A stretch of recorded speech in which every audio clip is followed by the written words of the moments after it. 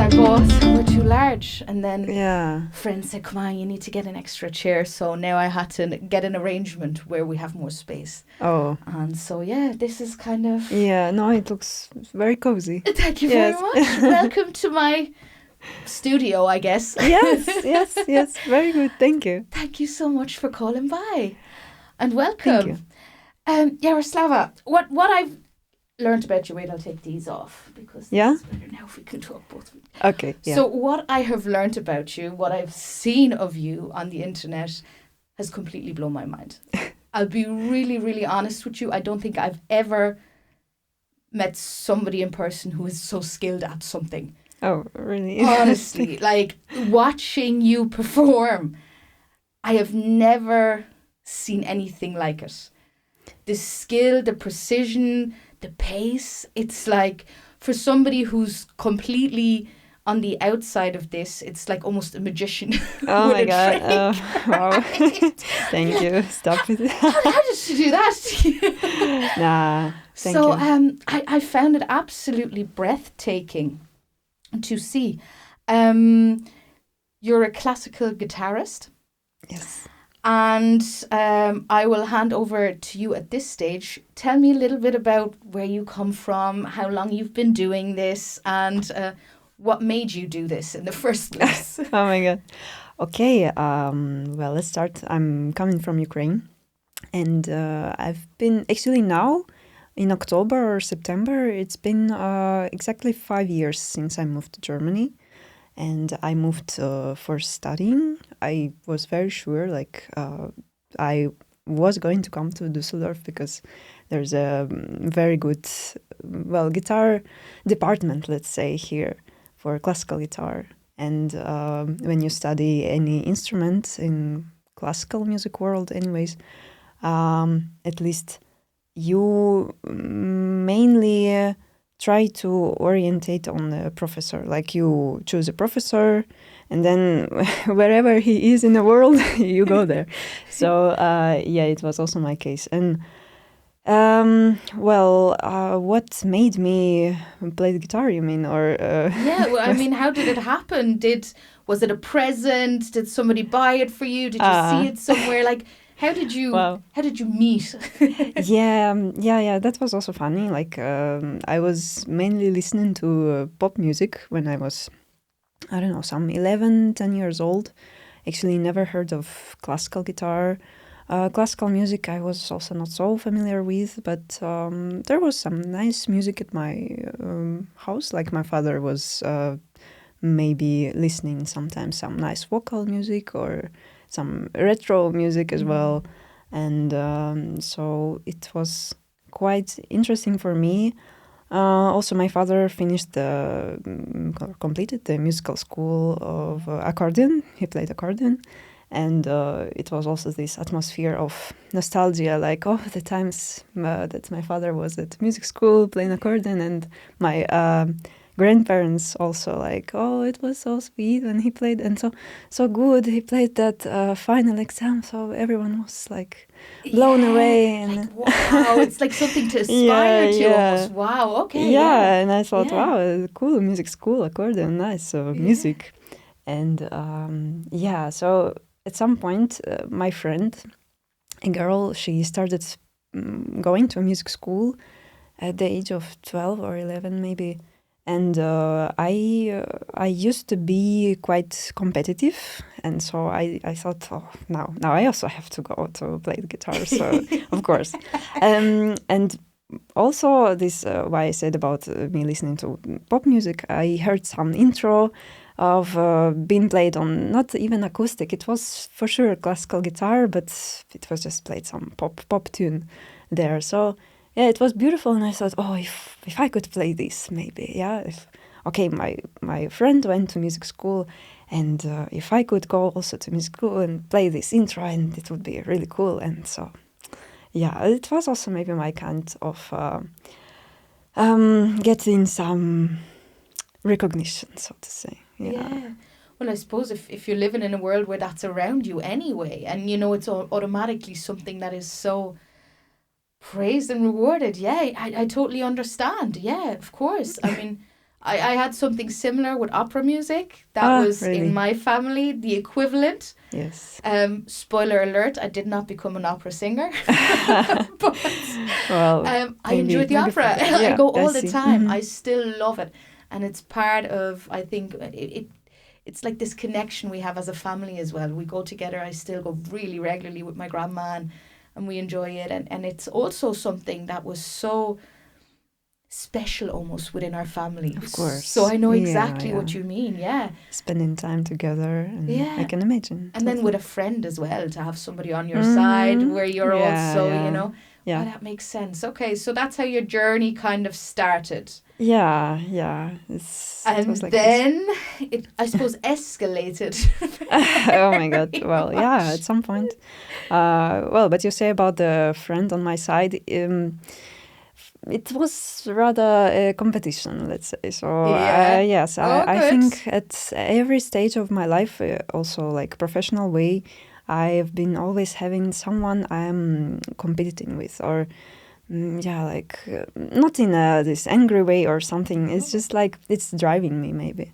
Yeah. So, like now that I've healed this a bit, and I feel like there's something missing, maybe like this spice of this kind of game. It's a game, it's a challenge. So, and then at some point, my friend, she gave up the guitar, and I stayed alone. So it was also an effort, like to stay, to not give up like she did. So. And then my father, again, like a half professional musician, he made me, or he helped me not to give up. So, it was actually not always easy. Like, he forced me in a way, sometimes to practice, to really give effort. Because actually I don't remember myself being that hardworking person or a child. Like, no, I was not the best at school. I didn't have these ambitions of getting the best marks or everything, no?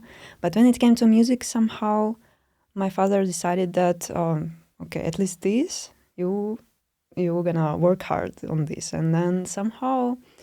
I remember I was practicing, not always, but sometimes really hard for my age, for that repertoire, so to say, for the program.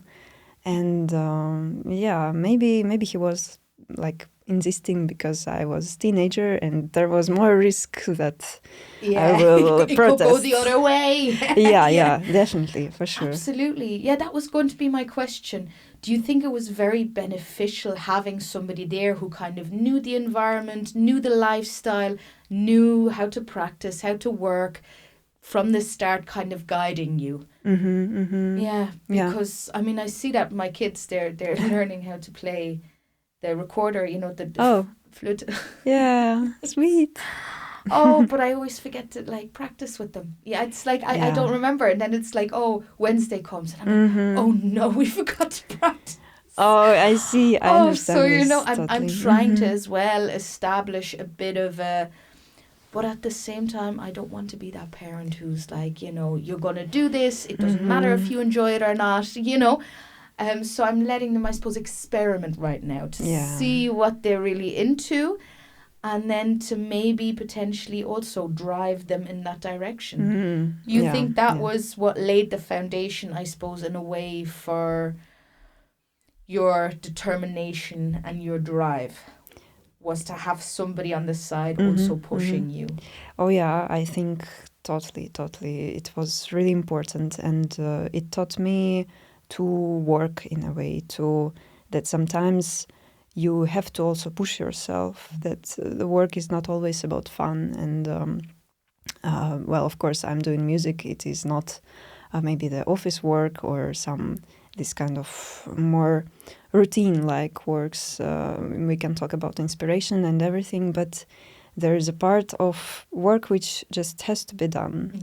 And you don't have to wait for inspiration to do this. So, but this is a kind of what you say also about your kids. I see it's such a topic like I've been teaching also since when I don't know, I was 18 when I started, maybe, or 17. Now I'm 26.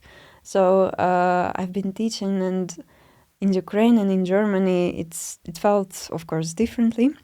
It feels differently, but it's just so hard. Like, what should we do? Like, force or really let it? I see in Germany they are more like, let my child just have fun. Yeah, let him just enjoy. Or it's like a game. It's like nothing serious, so to say. Or we're not gonna make of them any. Who like some classical music star or some. Yeah, I suppose the kind of idea that comes to our mind is like these ballet kids, you know, where you're like, you have to look and it's really like harsh. And I suppose everyone as a mom is like, no, that's not me. So we go into the extreme of like, oh no, you don't have to practice. You just do you, you know? Yeah. Which is not healthy either, because I think this determination, this drive, and sometimes also saying, look, it might suck right now. You might not want to do this, but you know you want to be on a stage and do this for a living, or you know you want to, be a teacher. So in order to get to that goal, it's just something you're going to have to do. Yeah. You know, sure. and finding that point is tricky, I guess. But, for a parent to keep the balance, like not to press too harsh that it breaks, but it's such a hard thing to be a parent. I think, like, I'm afraid of this path. I think especially when you're in that kind of stage sometimes that I find myself in, where I still can't believe I'm an adult myself and I'm fully responsible for the lives of others. Yes. Sometimes I wake up for a split second and I'm like, oh, that's scary. And I continue. I see. But as a teacher then, do you really find a lot of what makes or breaks someone's talent is the support of the parent and maybe the determination of the parent as well? It's so hard. Of course, I am more probably still for the option where when you press a little bit, like, sometimes also parents come to me and like, my child feels like she has lost the motivation. What should we do? And so hard to say, so hard. On the one hand, if we should search for motivation, then we should not. Yeah.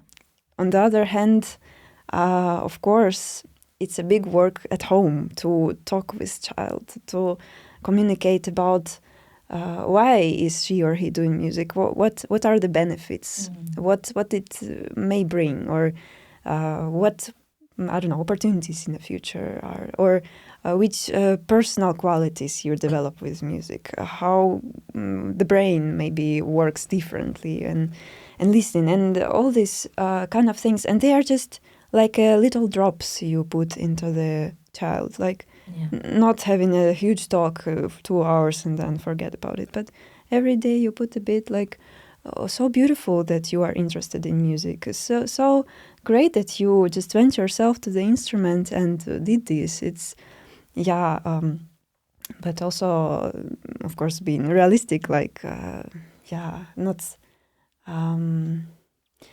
over praise, maybe. That there are real achievements, and then we celebrate it, of course, big, but tiny achievements, it's great, you well done, but it's so hard. And as for having fun, in Germany I suffer a lot with this, like, ich will nur, dass sie Spaß hat. Genau. I just want her to have fun, so and like, I was the first years of my teaching with this phrase really like, it's turning my world upside down. Like, no, music lessons are not about fun. I mean, it was for me. Now, of course, I try to put more fun into it. I also use some techniques. But still, music lesson is if it's not like 4 or 5 years old kids, then it is some time to sit, to focus, to do things. So of course I have like maybe 10, 15 activities we can do, but there are to do, and at home there are things to remember, to try again, and so there might be discipline. And discipline, I think, is very important also for in adult life. I don't know, like... Yes. Yeah. Yes, I really agree. I think maybe sometimes there are phases that kids especially go through that could be a bit challenging. You know, I think maybe if they're going through a patch where maybe the parents are separating, or maybe there's a new school, you know, I think we all in life, we go through phases that might be challenging. You know, some of us maybe, I don't know, our friend moves away and we're upset for a while and we don't feel motivated. And I think we all go through creative blocks. And I would just presume that happens in music too, where you go through kind of, you know, blocks where you're like, oh, you know. Sure. But just the way you would with anything else, like you've got to get up and go to work. You have no choice to say, oh, you know what, today I don't feel great. I'm just going to stay home. You can do that, sure, but you're not going to excel in your work. You're not going to be promoted. You're not going to work your way up, are you?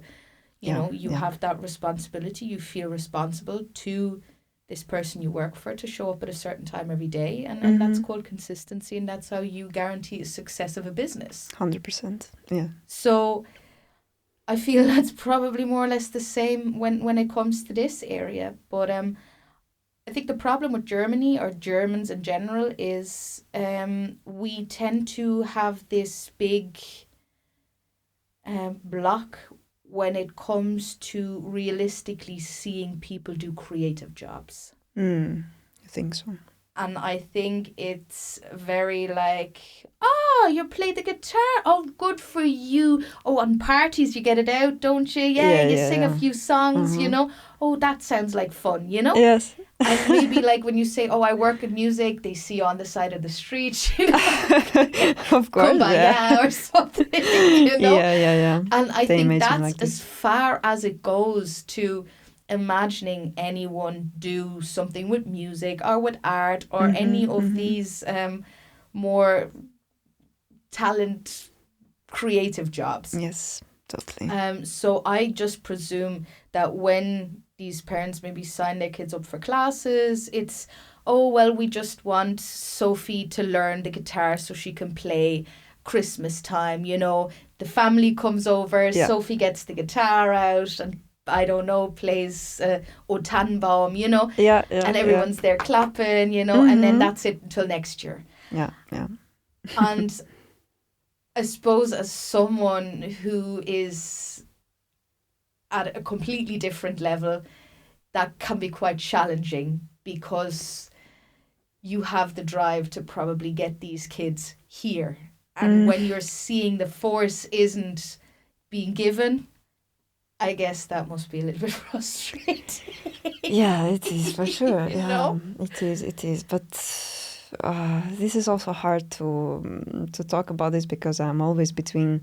I have my own doubts. Is it me who is a problem? Maybe like I want too much from these kids. No, like I can't expect all of them to do this.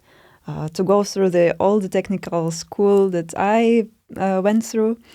And of course, like you say, they just want to play these Christmas songs, yeah. And it's all right. I've been trying to accept this since all these years, yeah. That's my struggles now. So, and it is all right. It's maybe less interesting for me. But I also what I'm trying to do for these kids, just not to kill their kind of curiosity in guitar, because I'm like, okay, Christmas songs, but maybe we just learn one more scale, and maybe we just work on this exercise. Shut down. Yeah, it would not hurt you, Oh, no, but I Yeah. also see myself in those kids. I really do. Yeah. And I mean, I'll be really honest with you. My grandma, she tried to do that precisely when I was younger. Mm-hmm. She sent me the first instrument I ever learned was the mandolin. Oh, that's Right? not easy. Yeah, that was my very first instrument I really Wow. learned to play. Cool. Now, looking back, I don't know why, because I don't think I ever had heard of the mandolin. I don't even know how we ended up with the class. If you asked me, like, Dara, how did you pick up the mandolin? I think somebody just decided that was cool and there was a class there, so we were just going to see how it goes, Yeah. Well, but that is a popular instrument. I mean, Yeah. Yeah, sure. But like every time I say it, it's like people are like, "What? Like a guitar? like a ukulele? No, like a little mandolin with the big stomach." Yeah. Oh yeah, like the gondola. Yeah, like that kind of. So I just I love music. I love singing. I love listening to music. I love dancing, but I hate learning music, like writing it, reading it. I did it for such a big kind of part of my life, but I'm clueless now again. It's like my mind just wipes it. Yeah. It puts it in the same category as maths. It's like symbols that are not letters. What does it mean? It's like a secret code almost, which I like really struggle to unlock. Yeah. And kind of sitting down now and trying to learn with the kids and try and kind of support them and teach them when I remember. It's almost waking this curiosity in me again. And I'm enjoying it, Is it going to change my world? I don't think so. Do I have this dream? Oh, I'll be a pop star on stage one day because I watched my kids play the recorder. Well, why not? Yeah. So I see that. And it was the same. My grandma, I think she was too relaxed. Too relaxed. She wasn't really like, right, now it's this, we're practicing now, let's get your stuff, let's do it. I think it was the same for her. She had a goal that I was just kind of in contact with music. I was kind of having a bit of a creative experience. I could learn a couple of songs for Christmas, but the problem was I never practiced. I refused to practice, even homework, anything like that. It's like, no, absolutely not. So needless to say, nothing ever came from it. So if you definitely don't want to learn to become a musician, don't practice. Yeah, of course. Yeah, no, don't practice, of course. You definitely will not make it. That's a guarantee. Yeah, best protection of not getting any music career. But I understand your point, of course. That is, then I think on the other hand, if you had gotten how to build this sentence grammatically, back then, any kind of a strict teacher who would like me, if I imagine myself kind of the problem of these professional music teachers like me. I'm not a music teacher. I'm not studying pedagogic. Yeah. I'm not learning these techniques of how to really present this in a lighter way, in a way that it does not seem like a code. I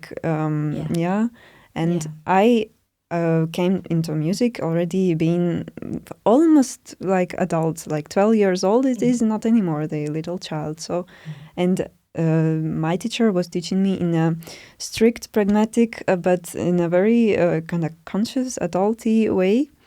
And I had to learn all the notes on the guitar fret for the second lesson. If I did not, then you better go study something else. She said to me. You get the ruler slapped on the hand. Well, almost. But I remember crying on the lessons. Definitely. Because, and all the time she would say, like, you're such a kind of big girl. She's such a grown up. And think with your head. So something like this. A couple of insults, Yeah. But I think, yes, I had a piano teacher growing up. She was a Russian lady. Oh, okay. And myself and two friends, we went and we shared a lesson with her. Mm-hmm. I think we all quit after, I think I was the first one to quit after maybe 3 months. That's a pity. And then the rest, they were done about a year later at the very most. Mm-hmm. Because that was precisely the problem. She took all of the fun out of it. Yeah. And maybe she was also more of a older kid teacher. Yeah. Who expanded a bit too far into the younger ages. And I just didn't enjoy it at all. And I was dreading going to the lessons. Mm-hmm. I really wasn't feeling it at all. Yeah. I think sometimes that's the other aspect as well. It's finding the right teacher for you. Of course, yeah. And just as you said, there was one teacher who I chose, who I wanted to learn from, and no matter where in the world that person is, I will go and find them, and I'll go to them, and that's what I want to learn. Yeah. You won't be happy if he sits down, opens a book where somebody says, well, pedagogisch, or this is how you should. No, you want to learn how he did it. You want to learn how he got to where he is using his methods. Yeah. I would presume, right? So I believe you can have a fantastic teacher, but I can also believe that you might be the wrong student for that teacher. Can be totally, yeah. I think so. Yeah. So sometimes it's not even necessarily bad, good, whatever. Sometimes it just doesn't work. I had English teachers where I just thought, no, they're just not for me, and it had nothing to do with them, for example. Yes. But I see. Going into the other extreme then, and this is kind of a topic that I would love to hear more from you on, because it's something that's affected me in my life, and it's something that I find we are more and more being affected by as a society, no matter in which field, and that is the area of burnout and overworking yourself, and maybe positioning yourself into a higher area than you're able to maybe reach in the current state you're in. What was your experience there? Because I would probably guess that being at the level where you are right now, it's not I practice an hour every week. Yeah. I would probably guess that there were some times where you really hammered it and maybe even paid a price. Yeah, for sure. Tell me all about it, girl. Yeah, let's try. It is also not so easy because I'm still experimenting with this. I'm still searching for a way. And sometimes I feel I go in one of the extremes, and maybe now in this stage I'm more to the opposite from the burnout. I feel like sometimes I'm acting a bit lazy. I would have to maybe force myself more now. But before, I definitely, I used to fall into this, like the burnouts. My second name those times. Me too, girl, me too. Yeah, I'm curious to hear your story. But well, with music, the problem is that it is one of these fields that this work doesn't have an ending. It's just, I don't know, the work doesn't end at 6 o'clock. It's just the piece you have. Wherever you pick up your instrument and sit with the score, it's just, you always know. I mean, I always know what I have to do, what is not yet good, what I have to improve, and all these kind of things. It's just never-ending story, and it's sometimes the pressure of, like before I had it with me being competitive. And the pressure, like I came to Germany I felt, wow, people around me, they are all the guitar gods, and I am with I had really big technical problems back then.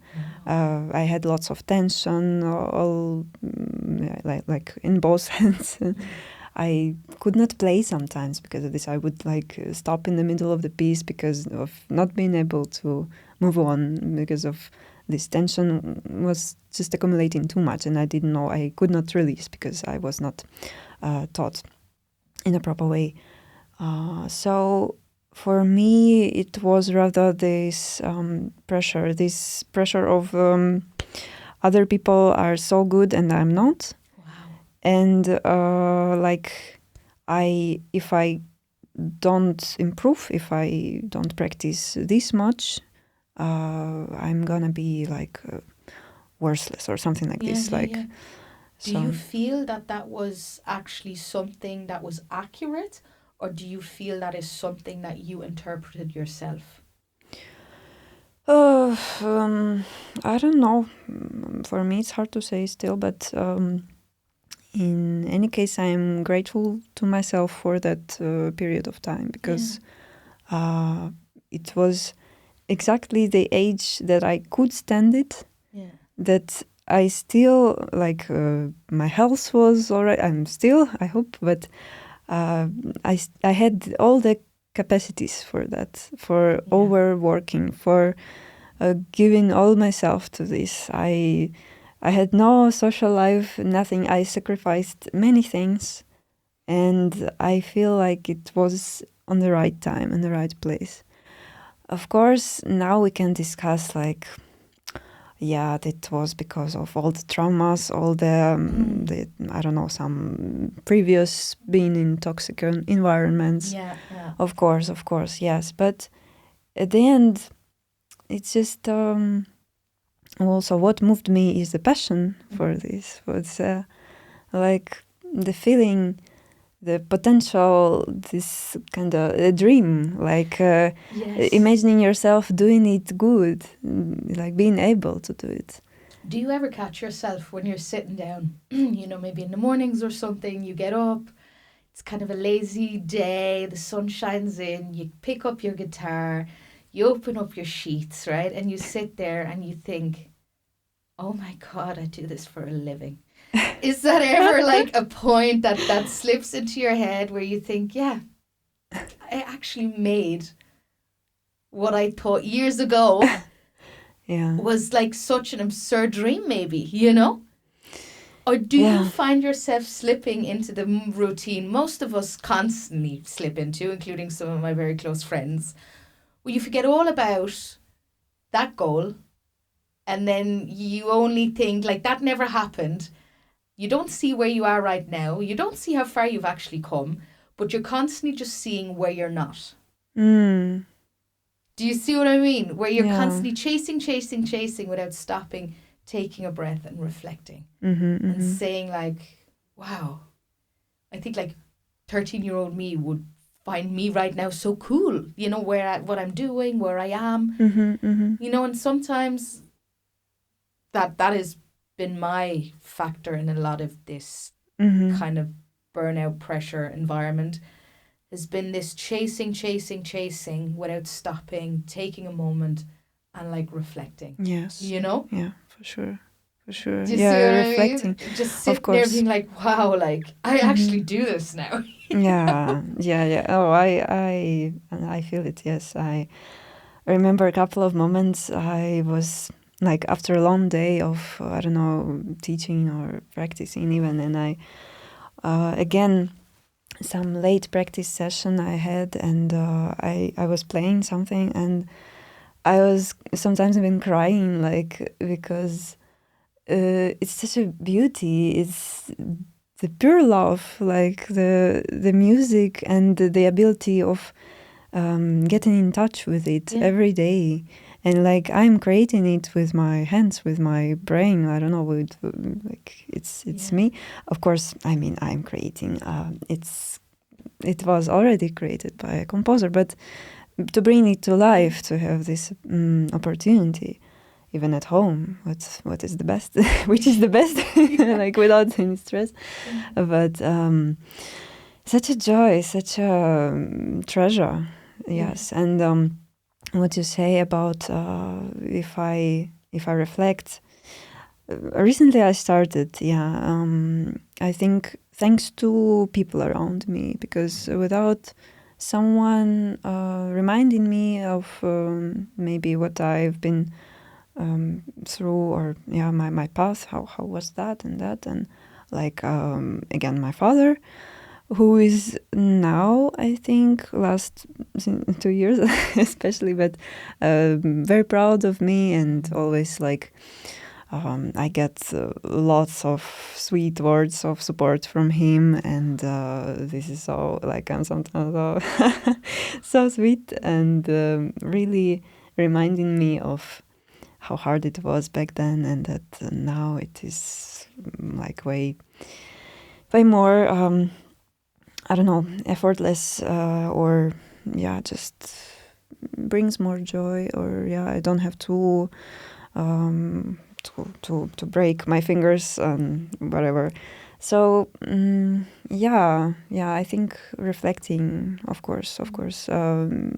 Now also that I'm more on that dark side, when I work a bit less, then I would be happy to work. Okay, a bit challenging yourself. Yeah. No, it is.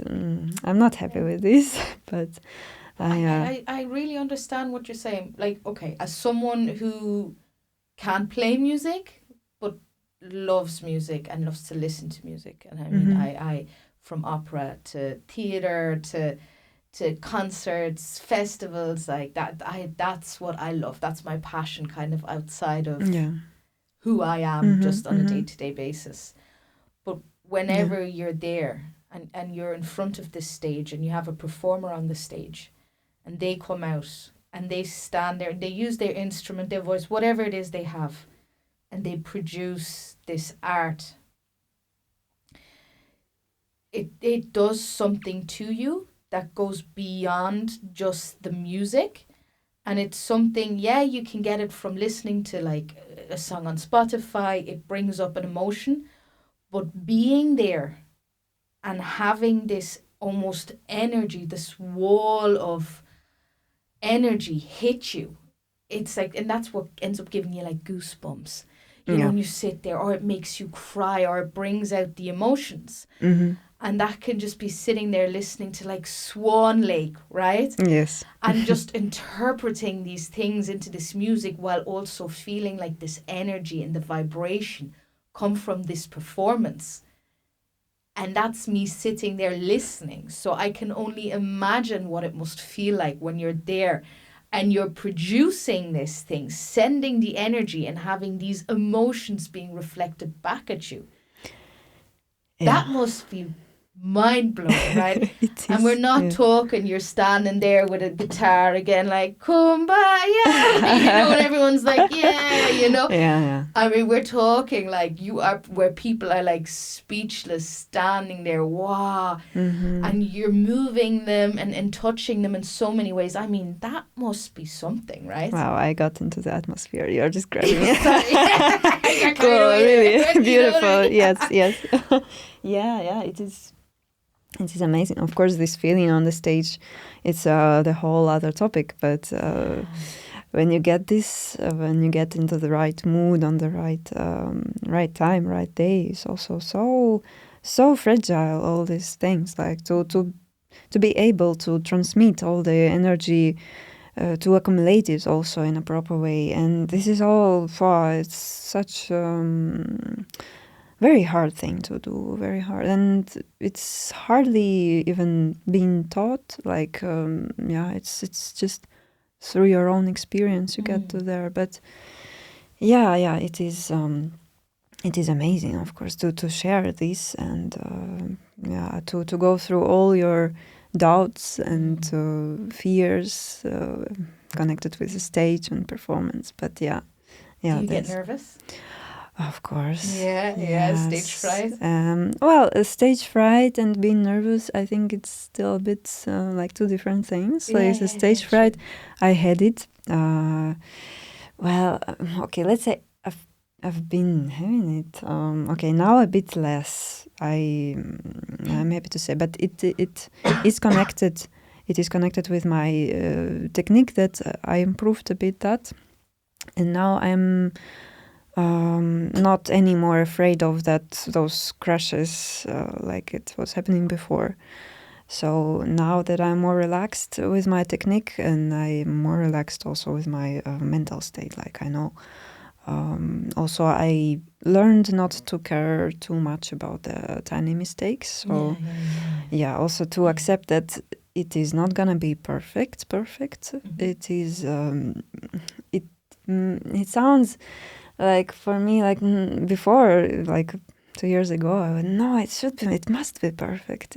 I will do everything. Yeah, that's like the highest level, or I'll just walk off stage. Yeah. If I do mistake, I get it. I just stand up and go out. No. Show is over, guys. Yeah. Thank you for coming. Yeah. I get it. So perfectionism is definitely something that's there then, yeah? I mean, perfectionism is good in work. Yeah. Like when I practice, I am perfectionist. Terrible. Well, sometimes I wish I would be more, maybe even more. But on the stage, you let it. It's just, it is destroying the vibe, I would say. Yeah, I mean, it's a challenge, and I think you can kind of go through phases, just like you said. You know, it's like it can kind of get a bit worse. Maybe then it could. Because as a kid, I loved being on stage. I mean, I did a lot of my nan sent me to everything. I did ballet for a while, and I was on stage there, which that was an awful idea. Then I did, I joined the choir when I was a kid. Wow, that's and I started beautiful. Like opera singing. Yeah. And I couldn't believe it, because growing up, my favourite opera was probably Hansel and Gretel. I don't know if you know, the little piece. And yes. I used to love going to the opera every year to see this piece. Amazing. So I'd always go with my grandma and granddad, and I was just, that was the one, my favourite, like. Yeah. And then, we started practicing for a piece, and it was Hansel and Gretel.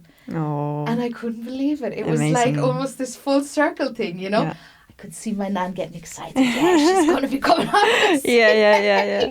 No? Totally. We'll get her there, yes, you know? And I think that was like the dream. Yeah.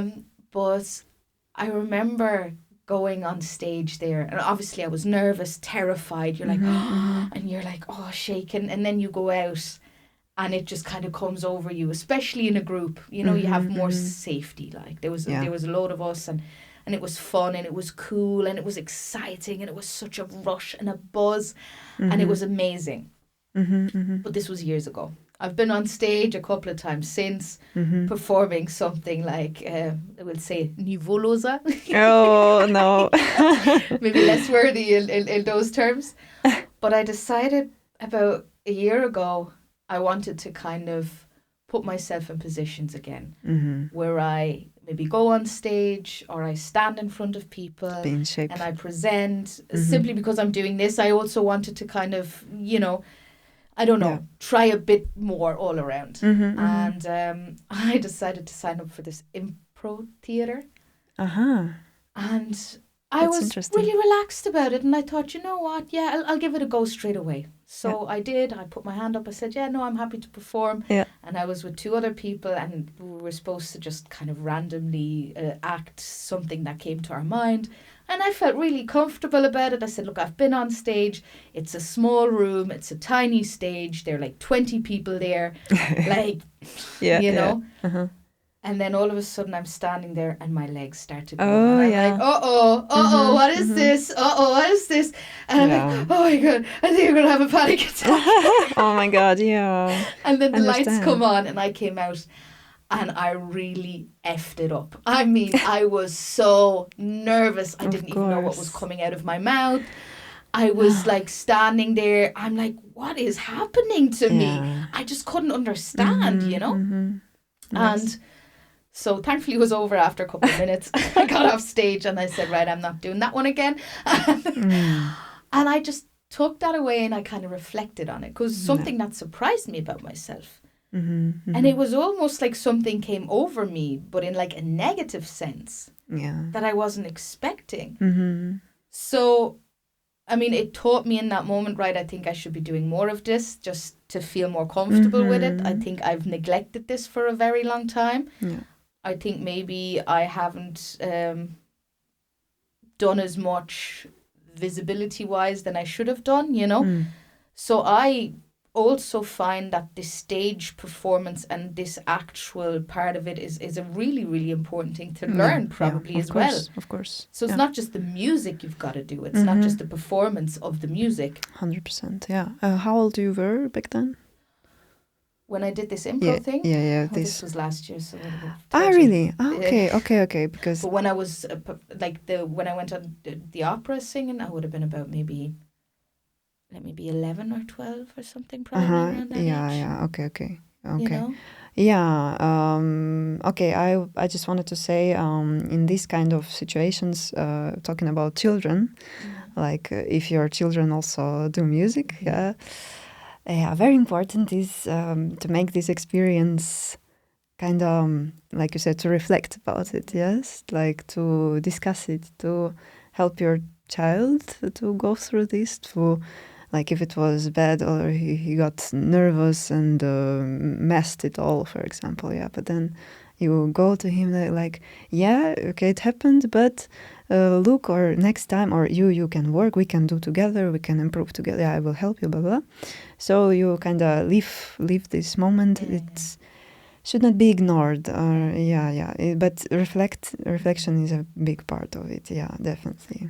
I think it's maybe to do with age as well. Do you find maybe as you get older, you worry more about certain things going wrong when you get on stage? And it's like something maybe you should start at a young age, get your kids to do these kind of stage things, make sure they feel comfortable in front of others, get them to practice to be more outgoing, maybe just to make this part a little bit easier, you know? Yeah.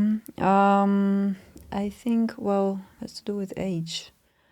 Let me think. Of course, a big part of it is like to get used to the stage, like to feel comfortable on the stage. Of course, you see little children, they normally enjoy, like, because they don't have these thoughts about being criticized, you know, someone is watching. No, they just have fun. And they enjoy clapping afterwards, and they enjoy everyone. Like, it's a look at me. Exactly. And this, and to encourage this, to praise for it, and it is very nice. And then, of course, with age, they would start seeing that some things are, the level is getting higher, and maybe in order for the audience to be as happy as before, they would have to work a bit more for that. That's true. So that's very true. Exactly. We're not as impressible anymore. Yeah, even if I see my daughter now with the couple of notes she plays, and she plays them terribly, I'll be really honest with you. And you're just like, oh, super. You know, and it's maybe we should try put the finger on the hole properly. Of course, there's something in this, like you say, super, and this excitement. It's a bit like, I understand you want to, and you are happier. It's the worst thing you can do. It might create this reality which is like, I did actually not good, but why she's so happy? Like, what is that happening? True. So, and in this, like, you are not, you know, there's research showing that for pupil, if you praise too much, it is the same like if you criticize unconstructively. So, because the person, he just feels that it is not real, it is fake. So why is she lying to me? It is offensive a bit even. So it is important to be real. Like, the effort is worth to praise. Like, to it's good that you even tried. It sounds almost there. If you work more, and this is how you work more, then let's see what happens. So. And as for me, my case was different because I already, like I said, I started with the age of 12, and I already had a full baggage of traumas. Like, This is a danger with adults. Like when you start a bit older age, I don't think like adults when they come to me to study guitar, they're like, oh, I'm a bit old. Do you think it's gonna work? And I'm like, there is no reason to think it's not gonna work, but because of the baggage of all these doubts, you're like, you think it's gonna work? I'm like, like my neighbor said I'm a bit old for this, or something like this. And what will they say? You look, I'm 50. I'm playing guitar. Yeah, and then they see themselves at the Christmas concert next to all like 5-year-olds, and then they're like 45 in the middle, playing just as mediocre. Of course, like this. Yeah. Maybe that's the case. Maybe that's it. I understand. Yeah. But and back to me, at that age, 12, no, I have not yet performed, but 14 maybe I had my first performances, and I already had some bullying experience for that moment. And for me, the moment of going on stage, it would be like living again through this situation, like the same like when I go to the blackboard in front of all the classmates, and they're gonna laugh 100%, or they're gonna say something terrible. So like the feeling when I went on the stage, like all the audience hates me. And of course you can't play like this. You get directly like this, you close, you block. So for me it was such a long time I needed to solve this. Such a long time. I can maybe only like 3 years ago or 2 even.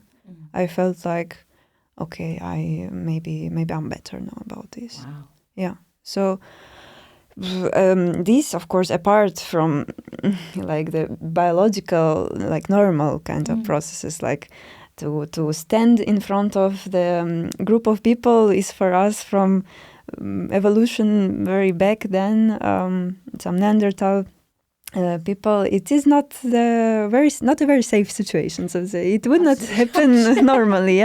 Like you probably did something that you have to stand there in front of them. Everyone's ready to throw stones at you or something. Punishing you for something. Maybe they're gonna attack you now. Public ridicule. I mean, that used to be torture back in the day. Yeah, of course. That was a form of torture. So I get it. Yeah. Unless you are the kind of a leader. Unless you do the entertainment, you're the show pony. Oh my God, yeah. Wow. So this plus my own experience made me, it was a stage fright. It was a terrible stage fright. And well, for now, what I can say, I'm better. I am healing this. I've been healing this, and I only now the problem I still have is competitions. Like I should do competitions. I don't say I have to. It's also kind of fun, kind of game.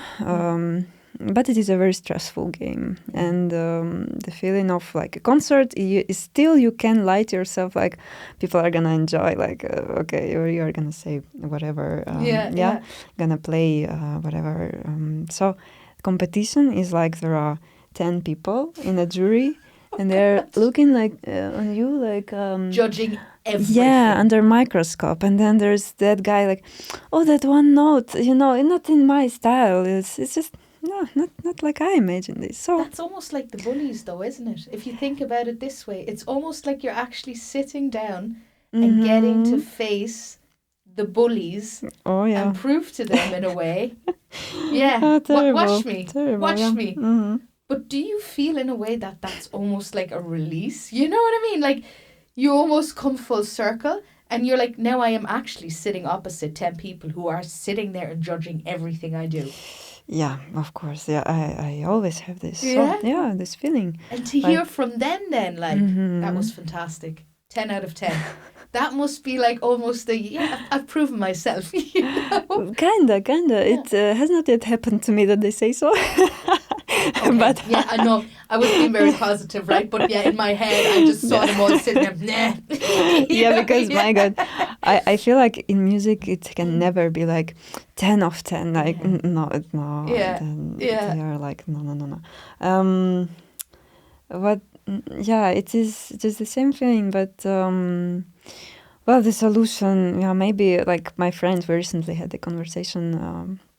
My friend, he won lots of competitions. Maybe he said like the solution would be not to expect from them to like or not.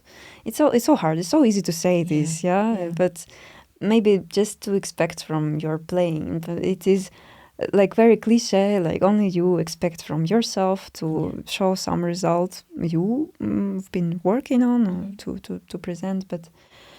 But not to expect them to evaluate you in a certain way. So, but it is so hard to do. Like, I was thinking, I came to a competition. Of course, I want to win. Of course, I want to get something. Yeah. I spend my money on the freaking ticket or something, the accommodation, and it is not cheap. It is. It took me some months of preparation. So it is kind of natural to expect something, but. And it's should I don't know. It's also for the CV, look, more or less, right? Yeah. Let's just be honest. You know, it's even for like an athlete. Every athlete's dream is to win a gold medal at the Olympics, right? And that's not just, but it's also because they have something that will give them more worth and more value in this thing that they do. It's like, you know, of course, if you want to be the CEO of a business, maybe, or of course you want to get to the highest level you possibly can. And to hear from those people to say, yes, we think you're ready, to give you that promotion, that you can now be the CFO or the CEO of this business. Like, that's what you're kind of aspiring to in your equivalent. And of course you should be really pissed off if you go there and you don't win it. And that's yes, true. Of course, the mantra should be, you're not there to win, you're not there to... Yeah, come on, right? I'm sorry. That is true. Yeah, That's so true. I know. This is crazy. Yeah, you are right. And, you know, you're talking about the athletes. Olympic Games has clear rules, clear, how do you say, evaluations. They have points for this, for articism, for technique, for how many centimeters matters. In music, you don't have anything. Yeah, it's pure. We just hope for good taste of a jury, you know, and. I am not an expert. I don't know anything about the juries. I don't know who gets to sit in these kind of positions. But from the art world, I understand that a lot of the times the people that are there judging the art are actually unable to draw themselves, but just have knowledge that they've gained through watching other people. Do you see what I mean? Mm-hmm. Which I sometimes find a little bit unfair. Because to me, in order for you to really judge, sometimes I feel you kind of should be able to do it yourself a little bit to understand what it takes. Oh, you're stepping on a dangerous line. Okay, sorry, Red. Let me get back out of this corner here. Let me get back out of this. It's okay. I get myself cancelled on every episode. So this is the point now on this one. No, you are right, totally. But you see what I mean? So I understand you're going in there and it's like Wild West. I don't know who's going to be sitting there, you know? Maybe they don't like my hair or something. I don't know. That's what I would think, right? Maybe they just don't like how I look and think, no, her style isn't great or something. I don't know. And that must be, like I said, this vulnerable position where you're standing in front of somebody just taking you apart based on their own preferences. And that's, I think, the artistic area is always very delicate. When it comes to, because how do you measure good art? I mean, I've seen someone stick a banana on a piece of paper and it's like mind-blowing. And I'm like, I'm sorry, but you lose me at this. This is the point where it's like, right, this is marketing. This is marketing and this is, you know, and I find it really hard. Maybe it's because I don't know much about the arts industry. Maybe it's because I'm not an expert in this area. But I find it, from an outside perspective, very hard to really understand what the objectives are here, you know? And it's almost like there was this post I saw the other day, and it was like 2 pictures of frogs, and one picture of the frog was drawn like amazingly, like really detailed, beautiful frog. Mm-hmm. And the other one was like it was drawn by a 3-year-old. Mm. And then something like the caption of it said, "Hey guys, here are our winners of this year's drawing competition." And first place was the frog that was drawn by a 3-year-old. And second place Wow. was this brilliant one. And then it said in brackets underneath, "Please bear in mind that the winner was selected by likes and comments." Uh-huh. Okay. So actively, it wasn't actually the people who were running the competition that were deciding who the winner was, but it was people on Facebook who clearly thought, "Oh my God, this is so bad that we actually have to like it." And this terrible piece of art actually won this competition. Oh, And the person who really put time and effort and talent into this lost to somebody who saw it as a joke. Wow. Do you see what I mean? That's tough. Mm-hmm. And like, this is only a tiny Facebook competition by some business. Mm-hmm. But I understand that this must probably be more or less the same that happens in some other industries as well. Yeah. You know? Well, that's interesting because I have this conversation sometimes with my boyfriend. He's also a great guitarist. And he is of the opinion, and he says it is not an opinion, it is truth. So, no, as men do. no, but no, I respect this totally. I think I'm just not yet there. I don't maybe understand it fully. But he says that music has there are criteria in music as well, and it can be evaluated. It is not subjective. Yeah, it is objective. What is subjective is maybe the emotion which are like being evoked by music, but in evaluating, in talking about music, what is good, what is bad, there should be and there can be definitive criteria, and it is possible. It would be possible, but it's just it requires some special education. It's a whole other system, the whole other, like different industry, differently built. Maybe, also it has to do a lot with, like, I don't know, I would say trends. What do we live now? All the capitalism, even all the market. So, well. Just sometimes you look at the who are on top of the classical music, kind of on top in terms of, on the biggest halls and everything. And it is sometimes like you look at these people, you can clearly say it's not for their music. Yeah. And also when you listen to the music, it's just, there are so many such great, like really deep, but unfortunately unknown musicians. Yes. Just because they refused to sell themselves, to promote maybe in a way, to take part in this market game of music, I don't know, the music industry. And then it is very sad. I'm not sure if it was like this before, I don't know, maybe like some beginning of the 20th century, maybe. So it is quite sad now. I think for a lot of artists and creative people in general, I think it's hard, because you said there are a lot of fantastic artists out there that we've never even heard of. And there's this saying, I don't know who said it, I have to research, but it goes along the lines of the most expensive piece of like earth or soil on this planet is not like Dubai or New York, but it's the cemeteries where people have taken all their ideas and all their dreams with them. And I just found that so touching, because that's the truth. How many of us are sitting on a fantastic book idea? How many of us are sitting on like the most beautiful compositions? How many of us are, I don't know, brilliant actors and actresses? Yeah.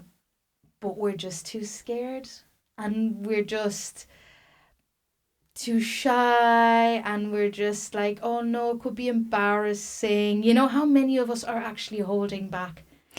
Yeah, it is, of course, for sure, but it's not only you. I mean, not only a person who is shy or something. It's just the whole, environment, which is not interested in you doing art, not interested in seeing you kind of getting cultural. Yeah.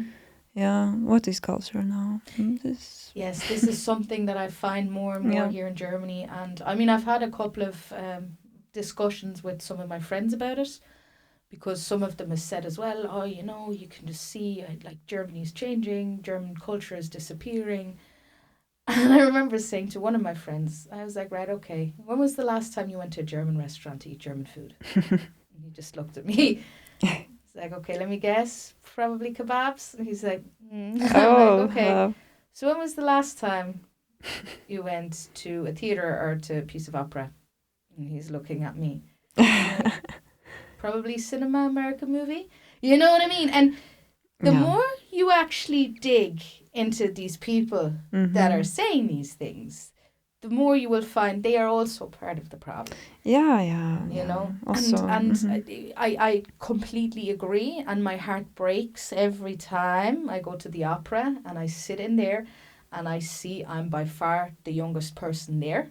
Oh, yeah. Sure. And I see the seats are becoming more and more empty. Yeah. And especially my grandmother, who's been able to watch this over the last 70 years, is really almost like sad about it. Because that is kind of what's happening. Yes, we're giving away our culture. We're giving it away, but we are choosing to do that. Nobody's coming to bombard us with. We are choosing to do other things. You know, opera is like, and it's not even the price. Because right now the price of opera is cheaper than an actual ticket to the cinema. Right? Yeah, so a lot of people, oh, it's too expensive, I can't afford it. Well, no, it's actually cheaper.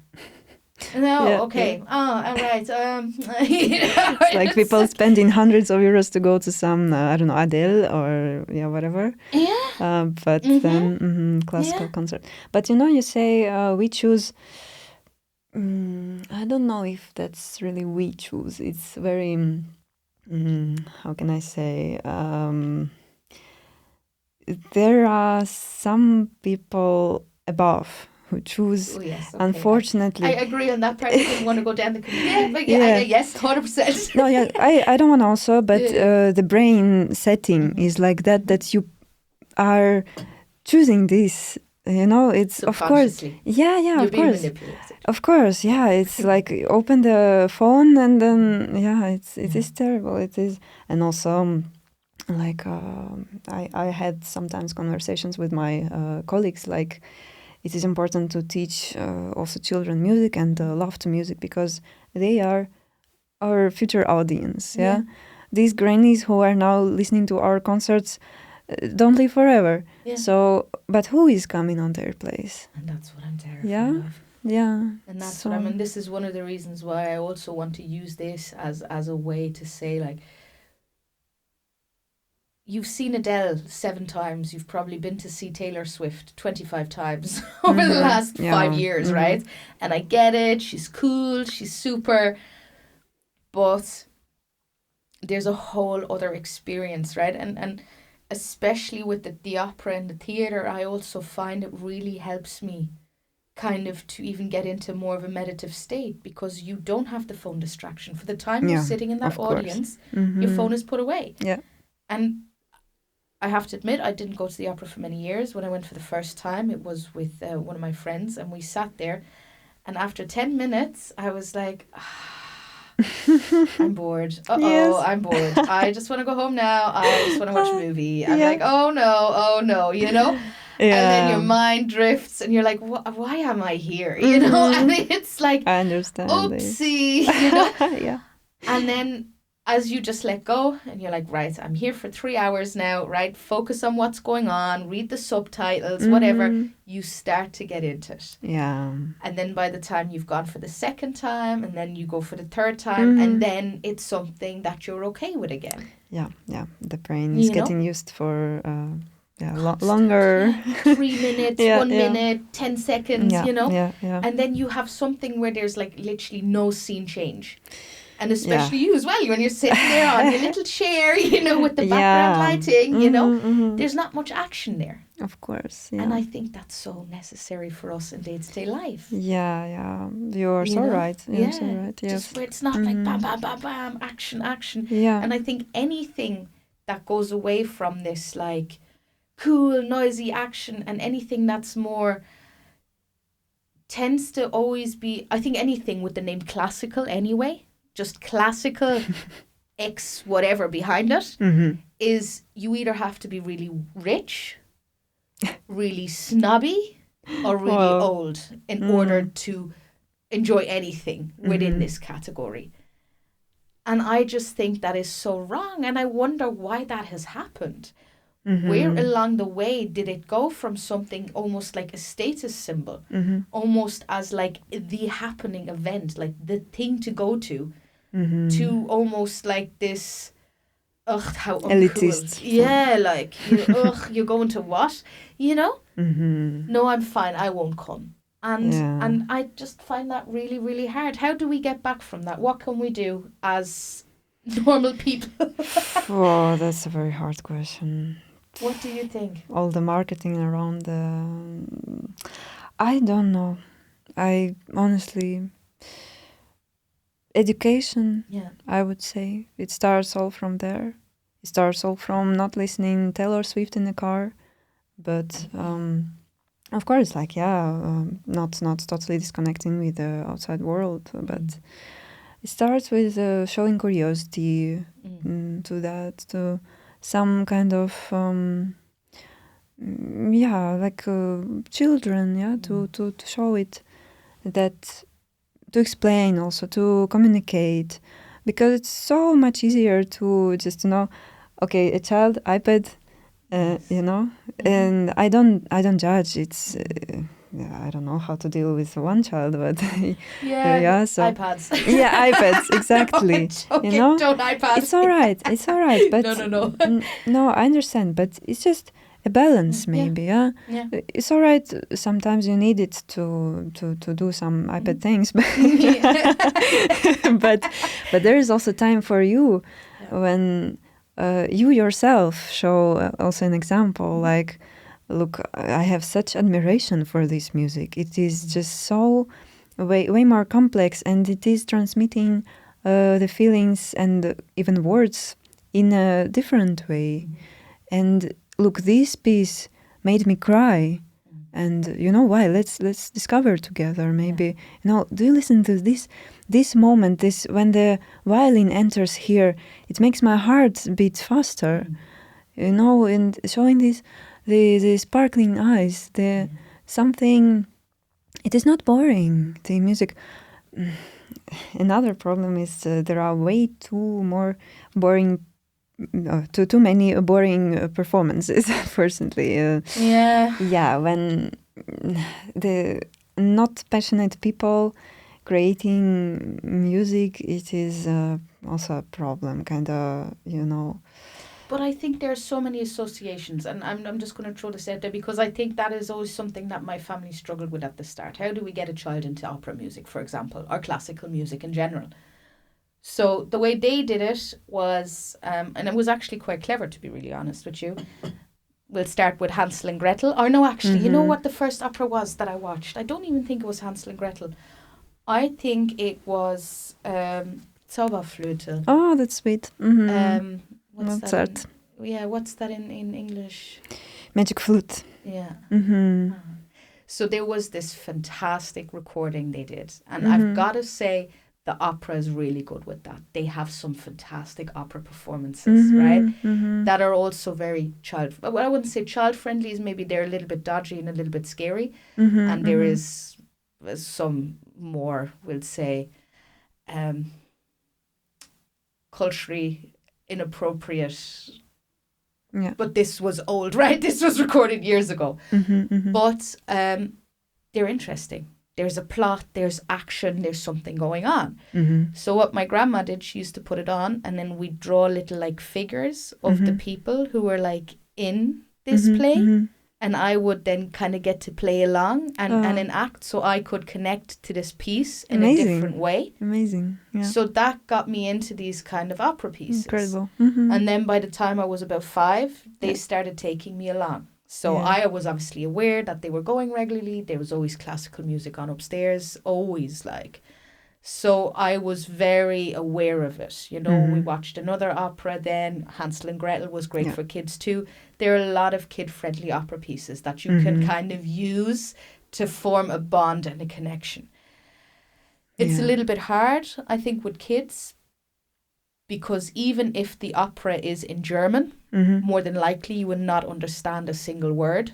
So what actually happens, a lot of the times you need to read the subtitles in order to follow kind of the dialogue and the conversation. Okay. I see. So I would say it always helps if you already have a clear idea of what's going on, you understand what's happening before you go and see this piece, because that's where attention can sometimes drift. If you take a kid into something like this, the kid's not understanding what's happening. I know. The Bühnenbild, like what's happening on stage, is also not really that clear. The kid can maybe like get a bit bored and attention will drift, right? Yeah, of course. So that can be a little bit tricky. But if you just, you know, set it up nicely and then... Yeah, step by step. Also, I also know there are some cartoons which have classical music on the background, which is Looney amazing. Tunes. I mean, they always had nice classical music, you know. For example. I mean, there's Peter and the Wolf. Yeah. That's fantastic for kids, you know. This is very good. Or this of Saint-Saëns, the Carnival of the Animals. Yes, you know. So I feel like if we as parents, I mean, I did it cleverly now because the kids are seeing me go to the opera in the evenings, right? I get dressed up. Of course. It's a ritual, right? Mama, like, never goes out. So, you know, when Mama gets dressed up, like, nicely to go out, they're all like, where are you going? Like, it can only be opera, like, right? I'm going to the opera with Oma. And they're like, can we come? And I'm like, no, guys. Sorry, but you're too young. Wow, that's clever. Yes. You are raising the intrigue, right? They are dying to go. So every time, really good. You know, they're like, what happens in the opera? What happens? So I said, you guys want to see what happens in the opera? They're like, yes. I'm like, let me show you. You know, out comes YouTube, you know. Amazing. And then there's like a perfect version of this Hansel and Gretel performance. Plus, there's a witch in it, and she's scary. She's very, very scary. That's what I need. And it gets really scary. So I stopped them. I said, now, before I put this on, I need to warn you guys. This is going to be very scary. And I don't want you guys having nightmares. I think you're a little bit too young for this. I don't know. Maybe we should wait. What do you guys think? And they're like, no, we want to watch it now. Like, wow, you're doing so great. I don't know, you know. And then they're like, please. It's like, okay. Thank you for doing this. So this then then they important. sit down and then they're watching. And then like the introduction, it's like it starts and there's these kids sitting in the opera house. The camera kind of comes in and they're all sitting there waiting like for it to happen. And you know, and then there's like, and they just can't believe it. And then they put like these animated witches that come flying in and you can see the kids, they're like, oh, mommy, come sit down with us. That's here, great. You know? And that's how they really got into it. Amazing. Now, I've got to say, in this particular opera piece, it gets to a part probably around halfway in where Hansel and Gretel get lost in the forest and then they like fall asleep at nighttime and all these angels come out. And there's this symphony of angels that basically are looking over them and protecting them as they sleep. And like, it's just beautiful music, but obviously very quiet and very angelical. So anyway, I went, I think, to the kitchen to get something. I come back, they're all lying there asleep on the couch. I'm like, all right. Okay, that's not bad. Problem solved, bedtime, you know? Yeah. So I thought, okay, like maybe it was a bit too boring. The next morning I get woken up. Can we continue watching Hansel and Gretel now? I'm like, all right, okay, you know? Oh. And so, like, my eldest said, like, he really wants to go. And amazing. They usually recommend that you can start taking them at the age of 5. Yeah. I mean, obviously, it depends on your kid. But I feel he's ready. So now I've said, and I've booked now our first opera together. Congratulations. Yeah, make sure we're on like in the third row, so he's right in front, you know. So that's how we're going to kind of start this experience. And I think that's what it is. If you as the parent kind of set the scene and really also feed your kids music. And I always make sure that in the car, I mean, I'm somebody who's got a very, very diverse music taste. Like, I mean, there's pretty much nothing I don't listen to. Yeah, maybe Schlagers, you know, Carnival, that kind of thing. But other than that, I'm really, really diverse. So I always make sure when we're in the car and we're on car journeys that a playlist is pretty diverse as well. So there's just a little bit of everything, you know, because I think as with words, as with mathematics, as with cleaning any other thing in life, you need to feed your children in terms of what you want them to learn. And yeah, there's some hardcore rap in there and some gangster rap and stuff. But it's all part. We also need a bit of trauma music. Yeah. Okay. But one more question going back to what you mentioned. Just sorry, I want to say you're doing so good. Like, it is hard to do this. I mean, like a mom, how to find energy for this? Like, you know, even I see all the parents are going crazy, you know, coming. Maybe because it's your main thing that you do. Yeah, like you are with your children, you are educating them. This is your job. Like, this is amazing. Yeah, I'll be honest, I'm not going to stand here and even pretend like, oh, I'm such a great mom. Yeah, I took the last 6 years to focus on their first 3 years. Because I couldn't sit here and be like, oh, you know, I feel it so... No, I just wasn't ready to let them go. I wanted to be there for all these big milestones that are happening within the first 3 years. But this is important, you know, for me as well as for them, right? This was, I don't feel like I had to give anything up per se.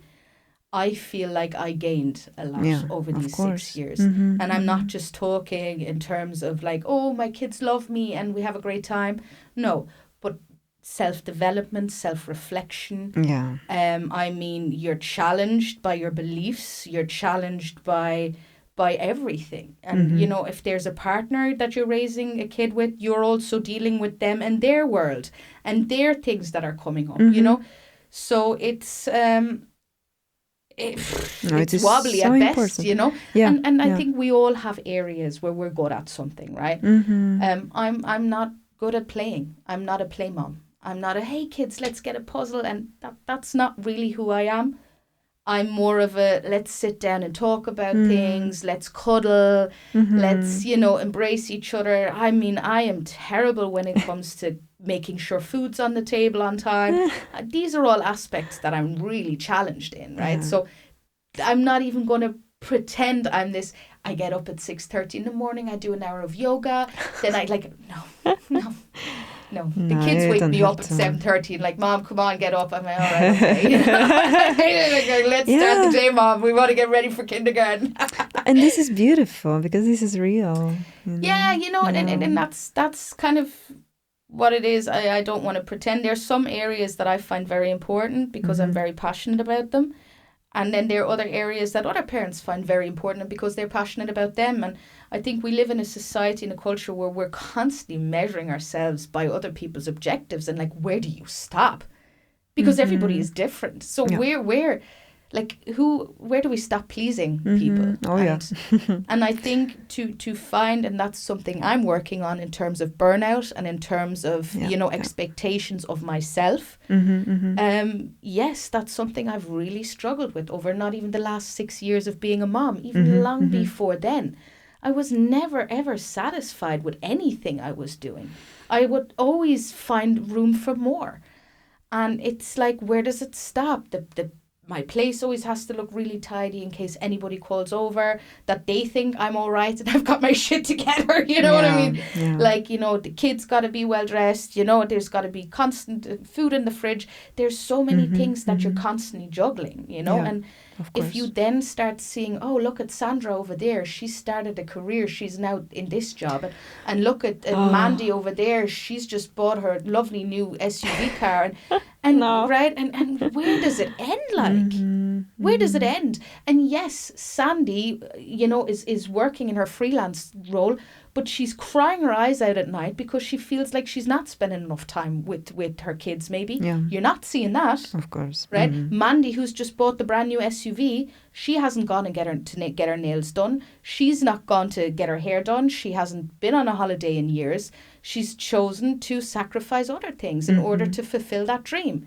Yeah. But you're constantly measuring yourself by other standards, and it applies to every area, right? It applies to everything. It's not just this. It's and the worst thing about it, I feel, is you can't actually ever really get out of it unless you really stop and you realize the problem is with you, and not necessarily with society, and not necessarily with maybe, you know, the people you're comparing yourself to, but really with you. Like, why? Yeah. And in a way, I've been really blessed. My grandmother, she has been that role model for me. Most of her friends are very wealthy, and you always see them dressed to the absolute, you know, top, and you know, Chanel bags, and fancy. just really these fancy, older, like gorgeous ladies, right? Yeah. And my nan, she's like a complete free-spirited person. Wow, and she's cool. like, she doesn't care about any of it at all. And like, I remember one time, but her friends are always giving her these bags and stuff. And I remember one time I came over to visit from England, and I walked in, and there's this like beautiful Michael Kors bag. And I'm like, who owns that? She's like, oh, that's mine. I'm like, yours? What? Why would you? Michael Kors? And she's like, who? I'm like, no, I'm sorry. You're not deserving of this bag. You know what I mean? No, I am not feeling the lack of appreciation here. You know, so I said to her, I'm sorry, but I'm going to have to take it because it's a danger. If you walk down the street with this at nighttime, you're going to be robbed and someone's going to steal everything. I'm better off taking it. I'll be better. She said, I don't care. Take it. Wow. You know, but amazing. this is the kind of, she's just not bothered by any of it. Oh, that's so You know? precious. She's huge into her culture. She spent a whack load of money on culture. She's very, you know, alternative. So she spent a lot of money on alternative equipment. Yeah. And that's her area. And right now, that's kind of the phase I'm going through. I'm stopping to see, like, okay, what if this is me? What do I actually need to be happy? And this is where stress management comes in, you know. And I think sitting down and saying, right, I have, you know, maybe 12 active hours every day where I can really get something done. Yes. How do I want to spend them? And I think we all, and this is where I want to come back to you in your conversation now in a minute as well. I think we all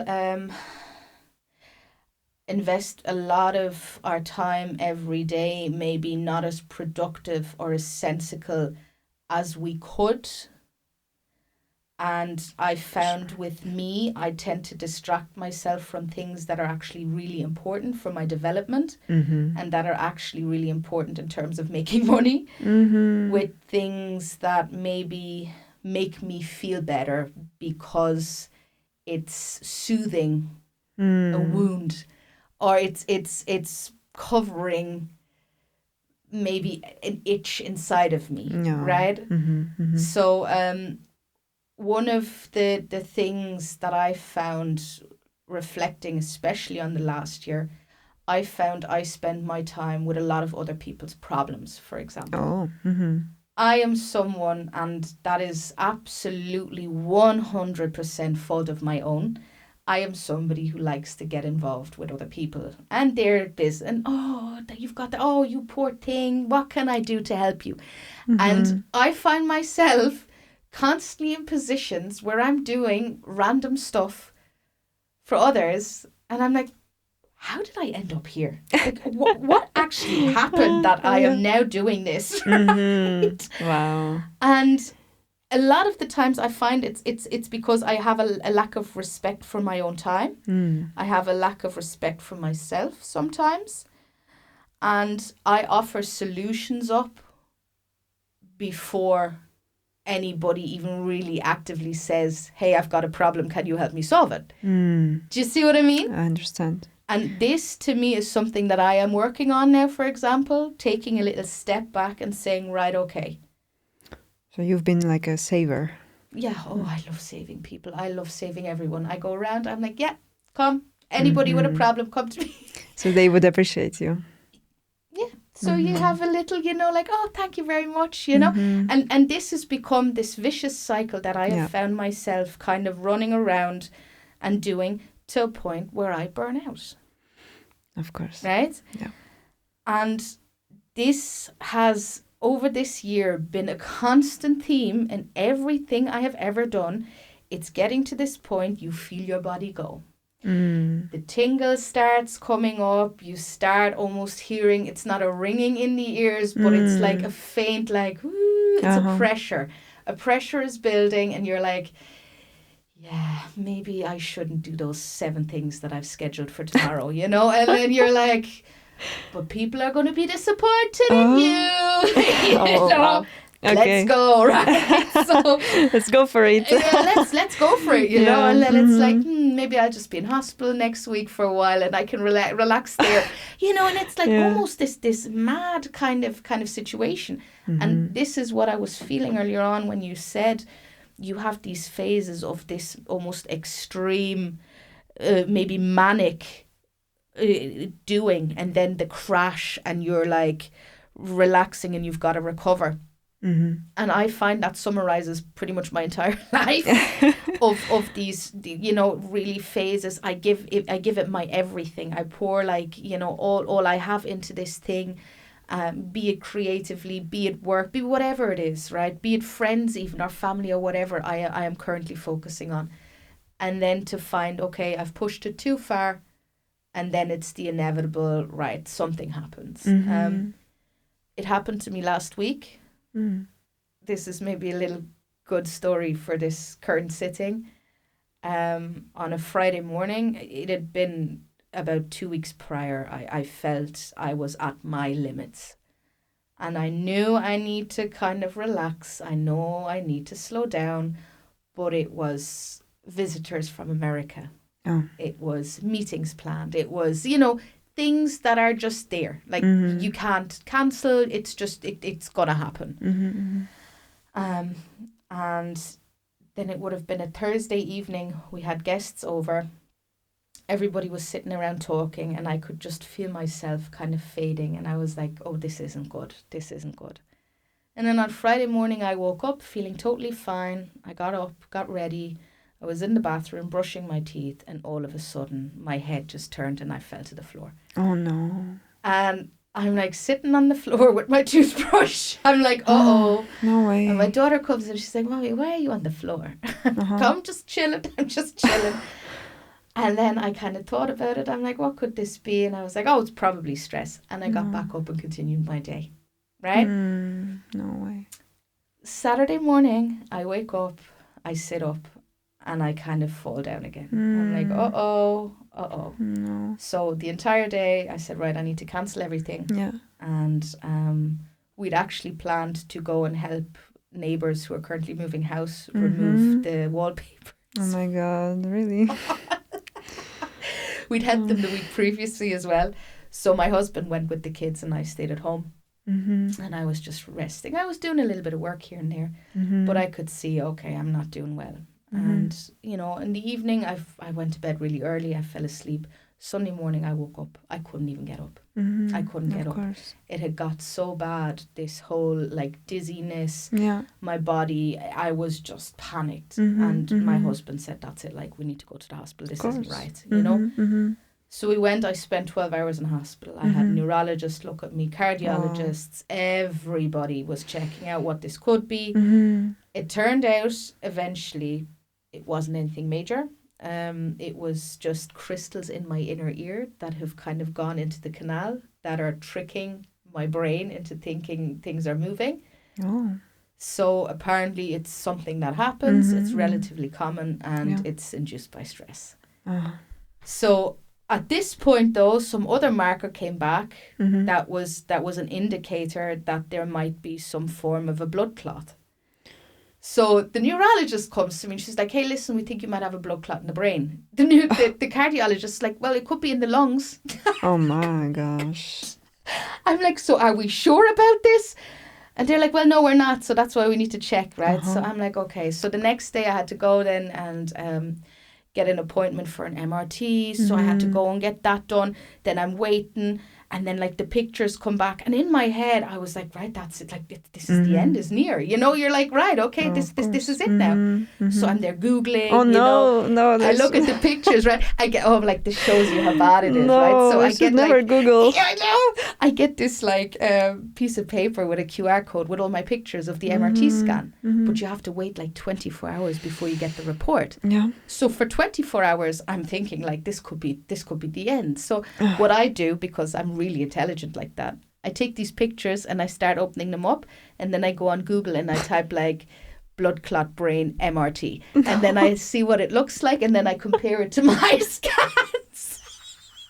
And I'm like, no, everything looks fine. I think I'm okay. You know? So I close it down. Well, good. Literally close it down. I'm like, okay, I'll be all right, you know. And then, the next day, the report came through. Like, everything's fine. Oh, good. Like, there we go. I think I can do medicine now. Yeah. Sounds professional what you did. That's stress. That's stress. And that's exactly in a nutshell. And it's wild. It's wild because I think when you're in the position and you're doing it, there's always room for more. Of course, always. And the funny thing is, like, you are on the top of the stress, like this did 20 tasks per day, and then you are like sitting in the, I don't know, me, 10 p.m., like, I could have done more, like, maybe now. And then you're there till 2 in the morning, right? Yeah. I know. Now is the last chance to... Otherwise... Yeah, but terrible. Yeah. Take care of yourself, of your health. I know, I won't. But thank you. I'll try. I understand. Same here. I'll try, thank you, but no. Wow. No, it is something I am actively working about. I joke about it now, but it is something that's making my life hell, and it's something that affects my family, and that's we've got to be honest here. If I was living by myself, but there are also other people that depend on me, and they can't be there and see mommy lying in a room for 3 days because she can't move because stress is killing her. Like, what the hell is that? Like, it's not possible, you know? So so this is again where I know it's something that I need to work on myself, not because because I deserve to not live like this, but also because there are other people that are dependent on me. And this is one of the biggest causes of illness. And we know that right now in the world we live in, especially in our world, right? Stress is a major killer. It creeps up on you. And unfortunately, we live in a society where stress is also rewarded. And unless you are constantly stressed, constantly busy, you're not doing enough. And that's kind of the vibe you get constantly. That's kind of what you're like, you know, what you're fed. It's like you have so many hours in the day, and what is it? Beyonce has the same amount of hours as you every day. That was my mantra. I remember having that as my iPhone background for a while. I was like, I'm going to have the same hours as Beyonce. Inspirational. I get the point, but also Beyonce is a lot more experienced and has a lot more people around her that are helping her with things, you know. Well, she might also have lots of money to kind of... Oh, she doesn't afford food, please. Yeah, you know. of course. Cleaning, cooking, everything. Come on, going to spa, relaxing, you know. Yeah. So think about this. Kids are looked after. Yeah. I don't think she showed up to any of these kindergarten events for any of our kids. Oh my God. I don't see her rocking in there, Elternsprechtag, you know, sitting there with all the other moms. So girls, what's happening? You know what I mean? We're going to meet up, go on the playground together. She does none of that. She can't tell me, you know. Oh, Yeah. Yeah, so I don't know if she even knows how happy this this should be, like her not being there. Yeah.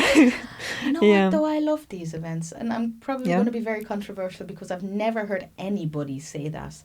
Uh-huh. But I really I am enjoying this whole Amazing. kindergarten school life.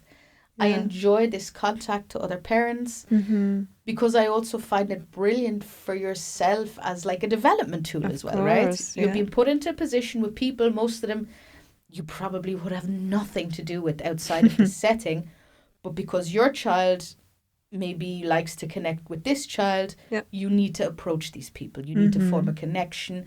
And, you know, in order for this friendship to happen and in order to set the right foundation again, you know? Yeah, yeah. And but what happens is you learn a lot more by approaching people you wouldn't usually approach, and by kind of going into their world and also seeing something that you wouldn't usually be exposed to. So I think it's a fantastic time if you really open yourself up to the experience. Yeah, you of know, course. I mean, I know Germany is a little bit extreme, and sometimes they overdo it with these kind of events and this kind of, you know, it's always Kaffee und Kuchen here and some other Tag der offenen Tür there. You know what I mean? But I think if you do open yourself to the experience, especially kindergarten and school, it's only a couple of years. You know, yeah, you learn a lot. That's very interesting. I would never expect this, but also another reason why I burn out. This is all this kindergarten festival. Think about it, yeah. Maybe kindergarten activities, yeah. Yeah, but one point you mentioned earlier on that I wanted to go back to, which I found very interesting. You kind of brushed off when you said you weren't doing so well, when you were being less productive than you were maybe hoping you would be. You mentioned that some of it had to do as well with maybe toxic people around you, or maybe not toxic was maybe a little bit too much, but maybe people that weren't so ideal for you and your development. It's so, I know we can't go into details here. I wouldn't want that either. But it's interesting, yeah.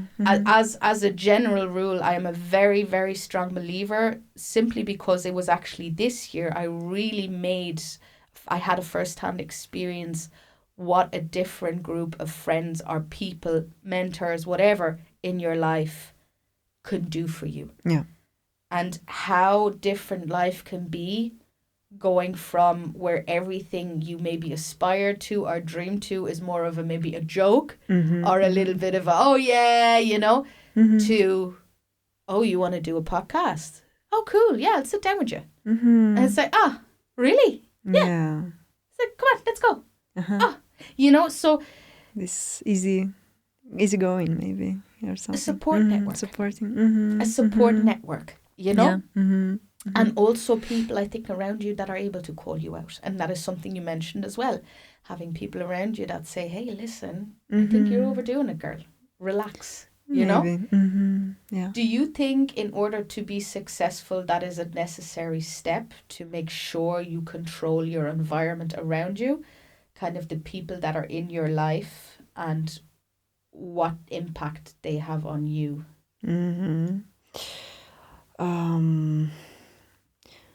Let me think. I would say it is important. It is, of course, not the main thing. It is important. But in my case, I've done everything.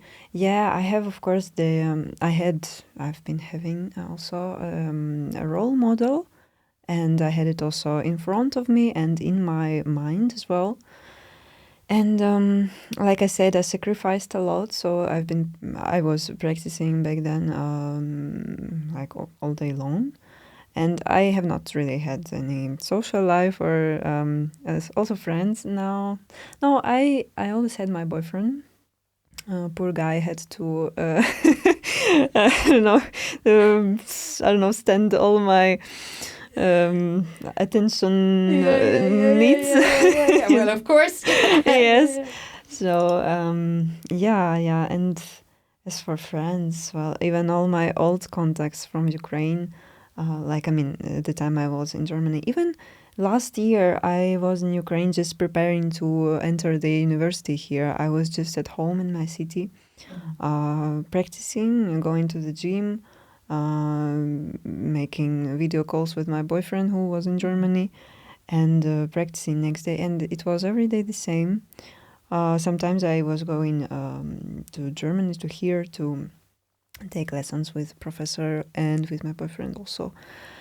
So what I mean, there was no such thing like environment in terms of people. Like at home I was, okay, my dad was there, my sister was there, but they were just around, and it was very good. They even, they supported me, Maybe they made my life a bit easier in a way, like my father was maybe sometimes cooking or sometimes like these things like, okay, housekeeping and support, But they just made me change, made me switch. Like I was all day in these things, in my thoughts, these obsessions and everything, doubts. But then they come home, we had dinner or something, and they laughing, they're, I don't know, this life without guitar. The outside world. Yeah. Tell me what is there, what's going on. Like Rapunzel in the tower, like looking out. Tell me, how was your school today? Amazing, the school children. Oh wow. Oh wow. It was in this case. But as for friends, I'm not really having lots of friends. I don't have.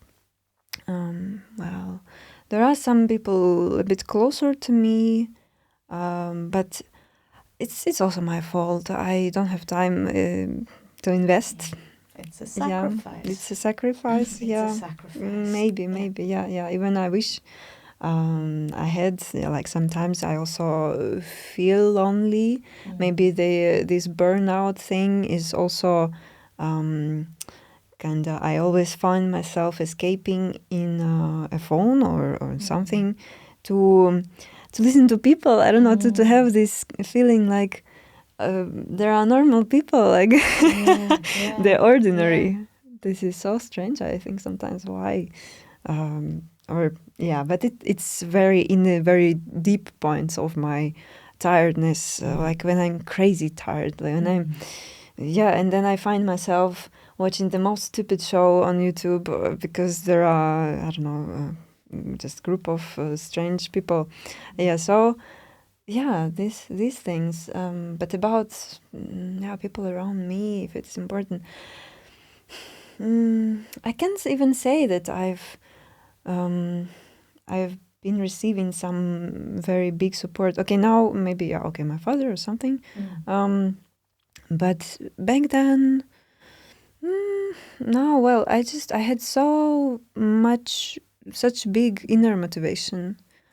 I was just doing it.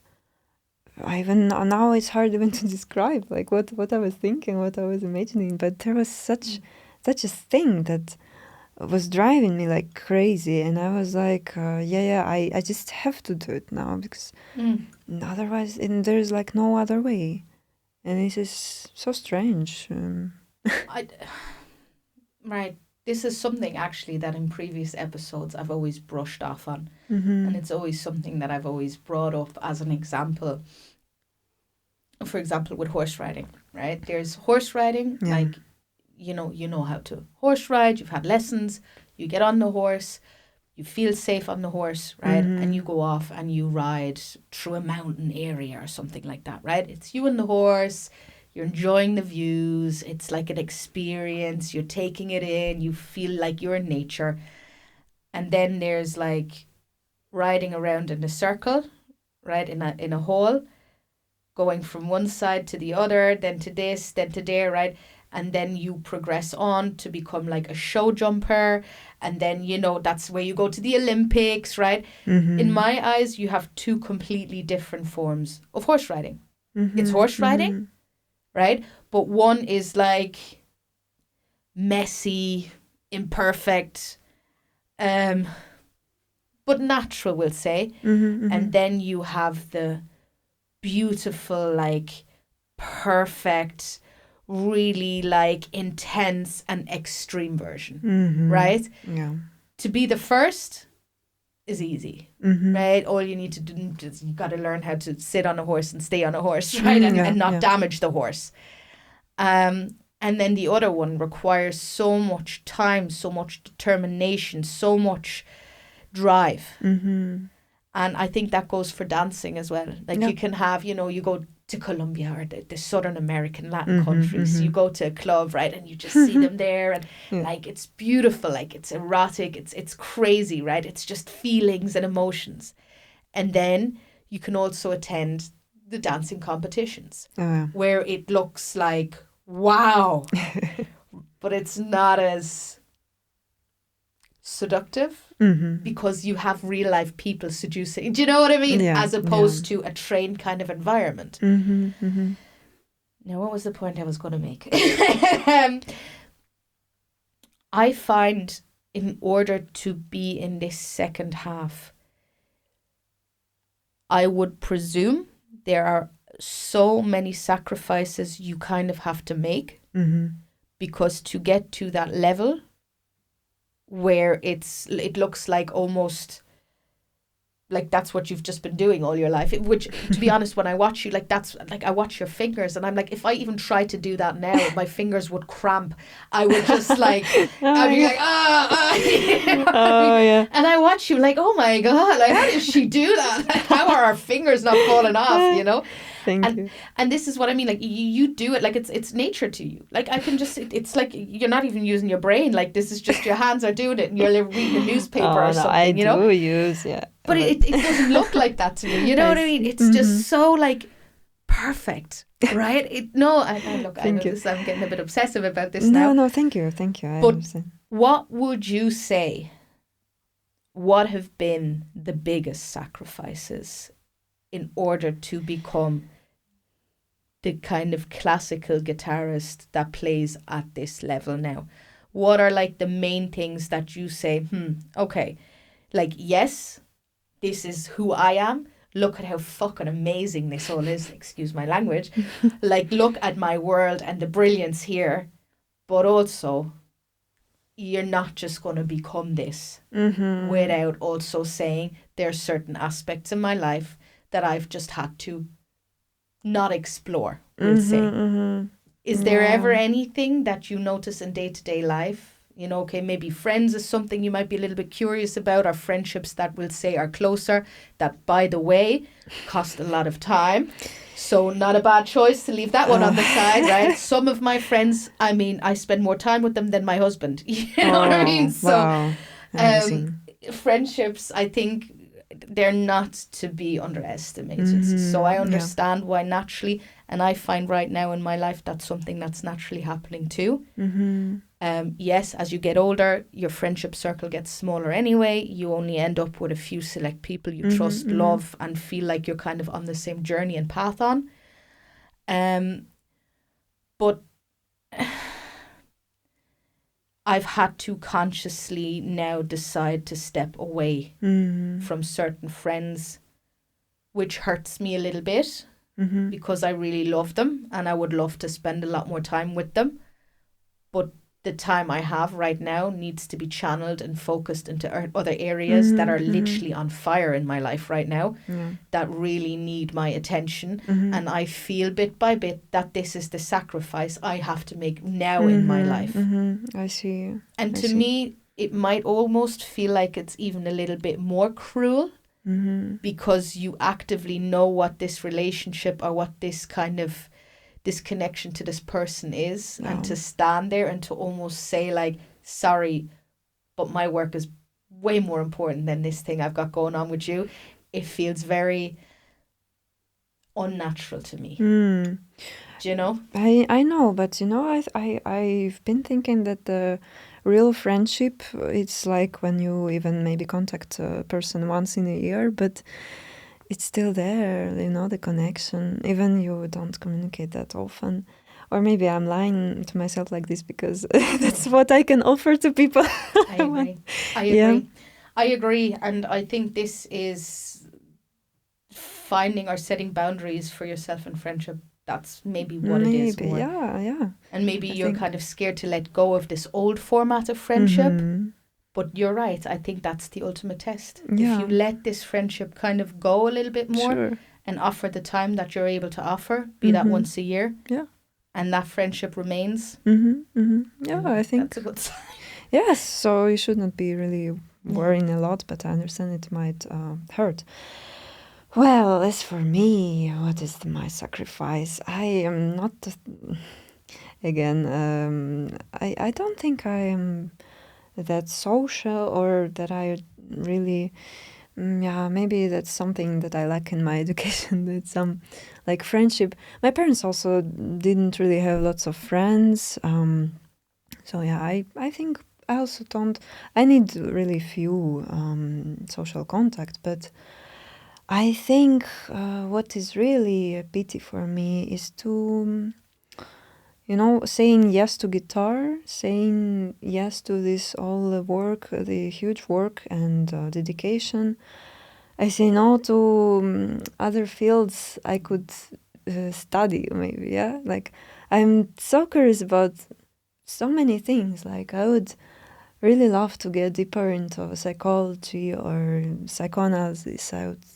I love it. Like, to discover this inner world of another person is such a yeah. But it's also in the music, so I try to convince myself that I do this, but maybe in my musical way, or maybe that I do it with my students, but well, not professionally. And well, also as for books, as for literature, languages, culture, even more music, even studying another instrument. Like sometimes it's a bit for me. I chose the guitar because violin is so beautiful. Yes, right. I mean, I love the guitar, but yeah, violin. It's Violin, wow. no? Yeah. So expressive. It's just so It's like so okay. Yeah. It doesn't have that potential. Like I mean, no. No, Guitar stay is, with guitar. Sorry. No. Go I back to your guitar. I don't like the guitar that much because guitar is a very limited instrument. Okay, it can be. You think? I think because you try when I arrange pieces for guitar, I'm all the time like it sounds such a pity on the guitar if I do this piece on the guitar. Oh, no. Okay, maybe I'm way too ambitious. Like the I pieces think I you've arrange. just grown a bit too disrespectful towards guitar now. Like this is for you. It's just the last dirt on the guitar. Okay, yeah, maybe, yeah. Guitar can be expressive, of course, but it's like sometimes it's not enough for me, maybe, or maybe I mean, it's just okay that I focused on the guitar. Or singing. I also would like to sing, maybe. So there are just so many things to study, to discover, that I'm trying a bit every time. Like even doing guitar, but then the guitar is like the guitar is always, this instrument is terrible. It's like you miss one day, you miss some time, not like dedicating your time to it, and it shows you exactly the weak point. It will go like. It will be seen. So it is very important to really stay with it. And that's a pity for me. That is my sacrifice. So That's your sacrifice you had to make. Yeah. Well, I think that's a pretty good sacrifice you made. I'll be really honest with you, girl. I mean, yeah. Well, let's see. For now, I think maybe, of course, when I'm maybe like you are right. Of course, these friends. It's also like I'm sacrificing the time I could invest into friendships because I have to practice. I have to blah blah blah, and with time. I think. Look, I don't necessarily think maybe that friendships would even give you as much. We're all different. We all have different needs, and some people. I have one friend. She rings me almost every day. That's her need.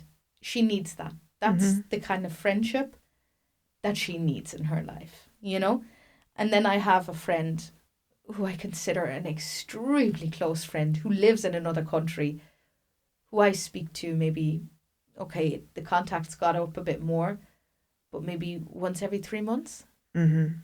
And if we're like sitting together, it's like there's been no time, you know? What I'm trying to say, if I didn't have this friend who needed this daily interaction, I think I would also have a lot less friends. And I'm also someone, I don't really reach out as much. I try to make an effort, but I'm terrible. And as soon as I meet any new person in my life, I also automatically kind of tell them, hey, listen, like, you know, even especially the moms now that I kind of, you know, I'm just like, just so you know, I'm not ignorant, I'm not rude, but I'm just terrible with staying in touch and stuff. I'm really sorry if I don't, you know, because sometimes then you go to their house and then, you know, you've got to kind of keep track. Where did the kid go last? Did they come to us? You know, and it gets very... But at the same time, I'm also someone, I benefit a lot from friendships. But then I see other people who don't benefit from friendships, for whom friendships become a burden, become an anxiety factor, become like something like another huge weight on their plate, where it's like, oh God, what do I do now to keep this person happy? And you know, and so, no. I think it's not necessarily something you might actually miss. You know, I get you. Yeah. It's you have interesting. A person in your life, right? It's not like you're there and it's just you and you're just sitting there all day. No, like you have a person in your life. You have relationships. Yeah. You have students you interact with every single day, right? And yes, I know it's a professional working relationship, right? But I was also really happy in a job that I worked in England, right? I loved the people that I worked in, and it gave me so much every day going to this job, right? All my friends were here.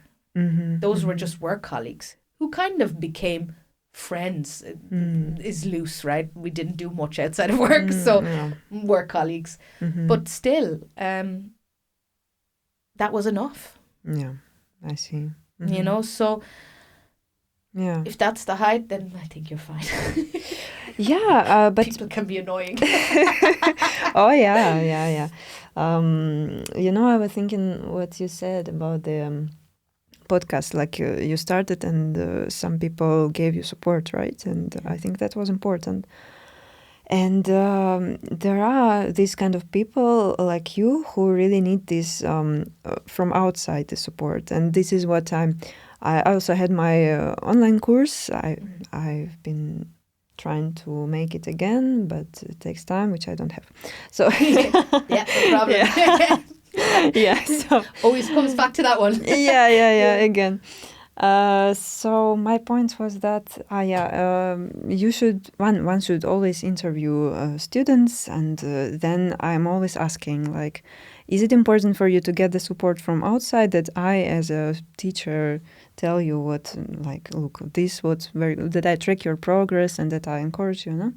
And there are people who say, oh, totally, this is what I really need. And there are people who are like, no, you know, I'm fine on myself. And I think one situation which maybe a little characteristic of myself, when I was, again, a teenager back then, and my struggles with guitar and everything, and my father forcing me to practice, and me having troubles with this. And then my mother, like, she was not really into my music education, so she was like a bit distant. And she said to me at some point, like, she said exactly like this, with this tone of the voice, like, look, I don't see you are passionate about this. I don't see you have fun with it. I don't see you enjoy it. So why are you doing this? Maybe you should give up. Oh, okay. So that's what she said. And, okay, wow, but that's honest, right? And I was like, even now, I'm thinking, this is like Mona Lisa to me. Like, this is like what she did back then. Was it really like she was honest? No, like, she was checking. Yeah, maybe, yeah. So Maybe that's the theory, but actually knowing my mother, it could really be that she was just saying to me the real thing, and then that's it. Just give up. Like she was like, just give up. What's the problem? Why are you suffering? You look bored. I just want you to be happy. Give it up. I don't want to see you suffering. So maybe she meant that, but. For me, do you feel during that time of your life, was it maybe a bit of a chore more than it was something you were actually really happy about or enjoying? Yeah, of course. It was not so much fun for me back then. Okay, so you think she kind of saw that it was becoming a bit much? Yeah, I was crying when I was practicing. So, yeah. I mean, not all the time, but sometimes, yeah. Okay. So maybe it felt to her like... Okay. Yeah. So, but to me, with all my setup and everything, like she said that to me, and I was like, huh, that's a challenge now.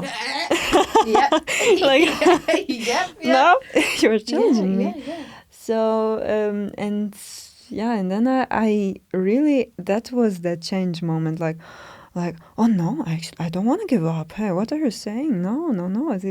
Hey, I want to play my guitar. Like, this is so strange.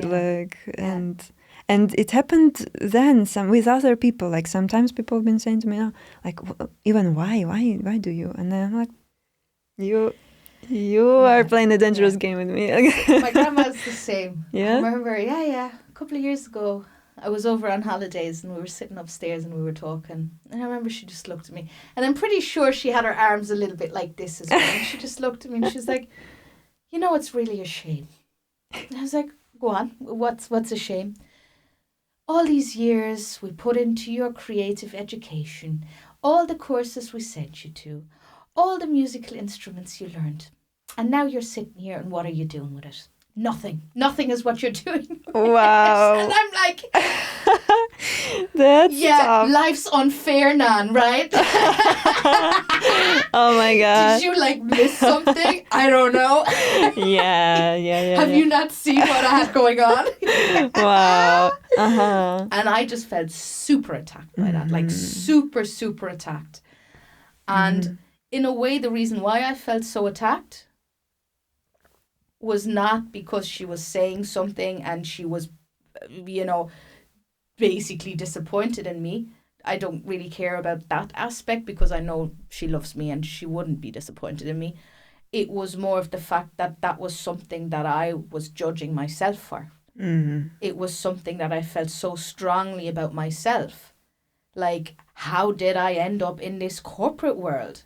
How am I doing this job? Why am I doing this? Like, it's always been clear that I want to do something creative. How have I ended up here? Mm-hmm. What happened? Like, it was like this fever dream I almost woke up from when I suffered my first major burnout. And it was like, and to then sit there and have that going on and have her, who is like, the support network for me, sit there with her little arms folded like this, with her little judgmental tone of voice. I was so annoyed. Like, it was really the height. Mm-hmm. But it also was the catalyst. Yeah. That got my insides boiling, and I fucking show you. And I'm looking at the time, I'm like, right, you're 78 now, I don't have much time left, right? How am I going to fucking get there? You are going to be sitting front row at whatever I'm doing. No, that's a challenge, yeah. You better stay alive. Oh my God, yeah, cool. So yeah. I understand. Mm-hmm. And to be honest, I think no matter where that came from, maybe she was just annoyed at me talking some nonsense and just said, let me bring this girl down a peg, I don't know. Maybe it was she knew what she was doing, or maybe it was just a general feeling she had. But whatever the motivation was, I know it came from a place of love. I know she loves me. I know she adores me. But she's also not wrong with what she's saying. Yeah. Mm-hmm. And that's always been the biggest problem I had with myself, that is exactly what happened. I let myself go in a direction I should have never gone, which I'm still so grateful for going, because it taught me all of the things I need to know in order to make other things happen for me that I do want to happen. Mm-hmm. But yes, I think having somebody there who's not like, wow, look at you. Exactly. Right? Exactly, because those people, we don't need them in our lives. Yeah. And I'm sorry, but It's okay. It should be somehow. I had this issue with my friend, my artist friend, and it's always something that I sat down with her with. And yes, I feel like I am wrong in a lot of ways with what I said, but also it's kind of really how I felt. Right now, this girl, I met her when she was 14 or 15. Like, she was drawing, but she was like drawing cool stuff, but she wasn't like, you know, what she is now. Yeah. So we just grew up like normally next to each other. You know, our lives kind of developed, normal stuff, relationship drama, here drama, this drama, whatever, friendships, this, that, the other. And then she progressed into her art career. I progressed into my corporate career, and we went two separate ways. Now, she did everything from scratch completely by herself, like all her jobs. She does all the acquisition. She does it all. She manages. She's selbstständig. She's freelance, or whatever you want to call it. So there was a point where, and this naturally happens in every field, people started seeing the attention she was getting. Yeah. She started having a vernissage. She was, you know, doing these things, and people would start to gravitate towards her more, which is something that I think is very natural. Because people radiate an energy, and if they're in a prime where there's a lot of energy going out, people are attracted by that. I totally understand. But I felt sometimes it might have drifted a little bit, that people wanted too much of, you know? Of course. And it wasn't about her. It was about who she was. And I think this is an issue that most people have when they reach a certain level. It's like, who is actually friends with me because they want to see me do well? And who is actually friends with me because of, you know, me doing this cool thing with this brand, or me doing this cool. So I sat down with her pretty early on, and I said, listen, I respect that you're doing well right now. You're building your business for yourself. But with all due respect, I don't really care about it. To me, it's like you work in the supermarket. It's a job. It's your job. And I'm super happy you're doing something you adore. But it's also work, right? Like, let's just be honest. Of course. You know, the person I care about is the person who is behind this work. The person who still has the shit going on, and the drama here, and the friendships there. That's who I am connected with. This other person, like, yeah, she's cool, and you know, she's doing really great for herself, but that's not who I am in love with, who I want to see doing well. Like, if all of this crumbled away, I wouldn't give a shit. You know what I mean? I'm still there, like for that. So again, I don't know where I was going with this story, but it's about friends. Yeah, and I think yes, for. It's hard. It's hard to navigate when you're in a different level. Yeah. It's hard to find safe people around you, people who support you. That's how I got there. People who support you regardless of what you do. People who genuinely, unconditionally love you, but who will also stand there and say, what you did there was a load of rubbish. Please don't do that again, because that's crazy, you know? Yeah. And you sit there and you listen, and you know that's coming from a good place. Yeah. I know this person genuinely cares. They're not just saying it because they want to upset me, or because, you know, they think they know better, but because they care. And I don't think these people have to be friends.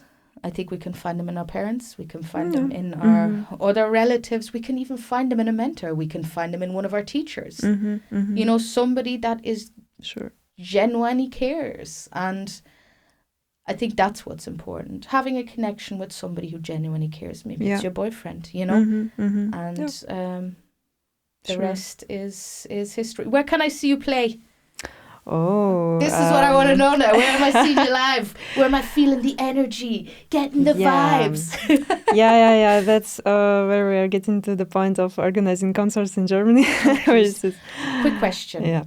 Before we drop the dates and really get into the nitty-gritty. What's your experience of Germany been summarized in a nutshell? I ask this question to anybody who comes here. from outside of Germany, because I'm very like the cultural kind of differences. I love this kind of stuff. So. Oh, well, it's very depends on many things. Be mean, it's fine, right? I'm German, so I can say, hey, it's okay, I give you permission, right? Just let it go. Tell us all what you think of us. Okay. No, of course, it's been a cultural shock a bit when I arrived. Although, of course, it is very beautiful. How to say Packung? Yeah. What it's is a lovely that? package. The lovely package. Yeah, like such pretty. The how do I say, the pretty garden and the house facade.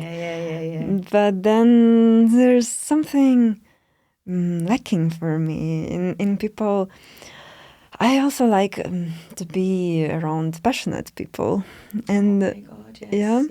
Mm-hmm. And in German sometimes I think there's some routine or something. Not this fire, but it is not only Germans. It's just general tendency now. Maybe they're driven, very driven. Yeah, but really. Not passionate. Okay. Do you see what I mean? I see. Yeah. If you give them a set of rules and expectations, they'll probably be the best to get there efficiently, fast, write up a perfect process about it, and have it all figured out. But it's the emotional aspect. And it's the, wow, like this feels good. And that's, you won't get that. Yeah. You'll get that it makes rationally makes sense. Yeah. And they'll be able to rationally explain to you. But this passion, this fire, this, Yeah. Well, rationality is also good. Maybe it depends. Maybe some situations, I would like more passion sometimes, more rationality. But no, the people I met, wonderful people here. I can't complain totally. I always ready to help, always so. Yeah, I have to say, except Ausländerbehörde. You don't know the place. I could write. Everybody I know who has to deal with them could write a book about it. They don't have a good reputation around. Yeah. Well, but I have to say, lately, did you witness any fighting? I was fighting myself. You were fighting, like physically, or just verbally? I was doing this on the table. I was proud of myself. Passion. That's where we get back to. Was soll das? Ja. Ich muss doch nach Hause. Fiktionsbeschreibung. Oh my God. No, because we literally, like last time I went there almost a physical fight broke out. And really? This was my first time actually really experiencing this scenario. And I stood there and I was just observing it all. And to be honest, I was speechless. And that's for another episode. So yes, I totally feel you. The Ausländerbehörde is not very welcoming and not very forthcoming. I have to say my latest experience some weeks ago was very sweet. So 1 brownie point for the -7 points. Yes, I was waiting 3 years for my visa appointment. Wow.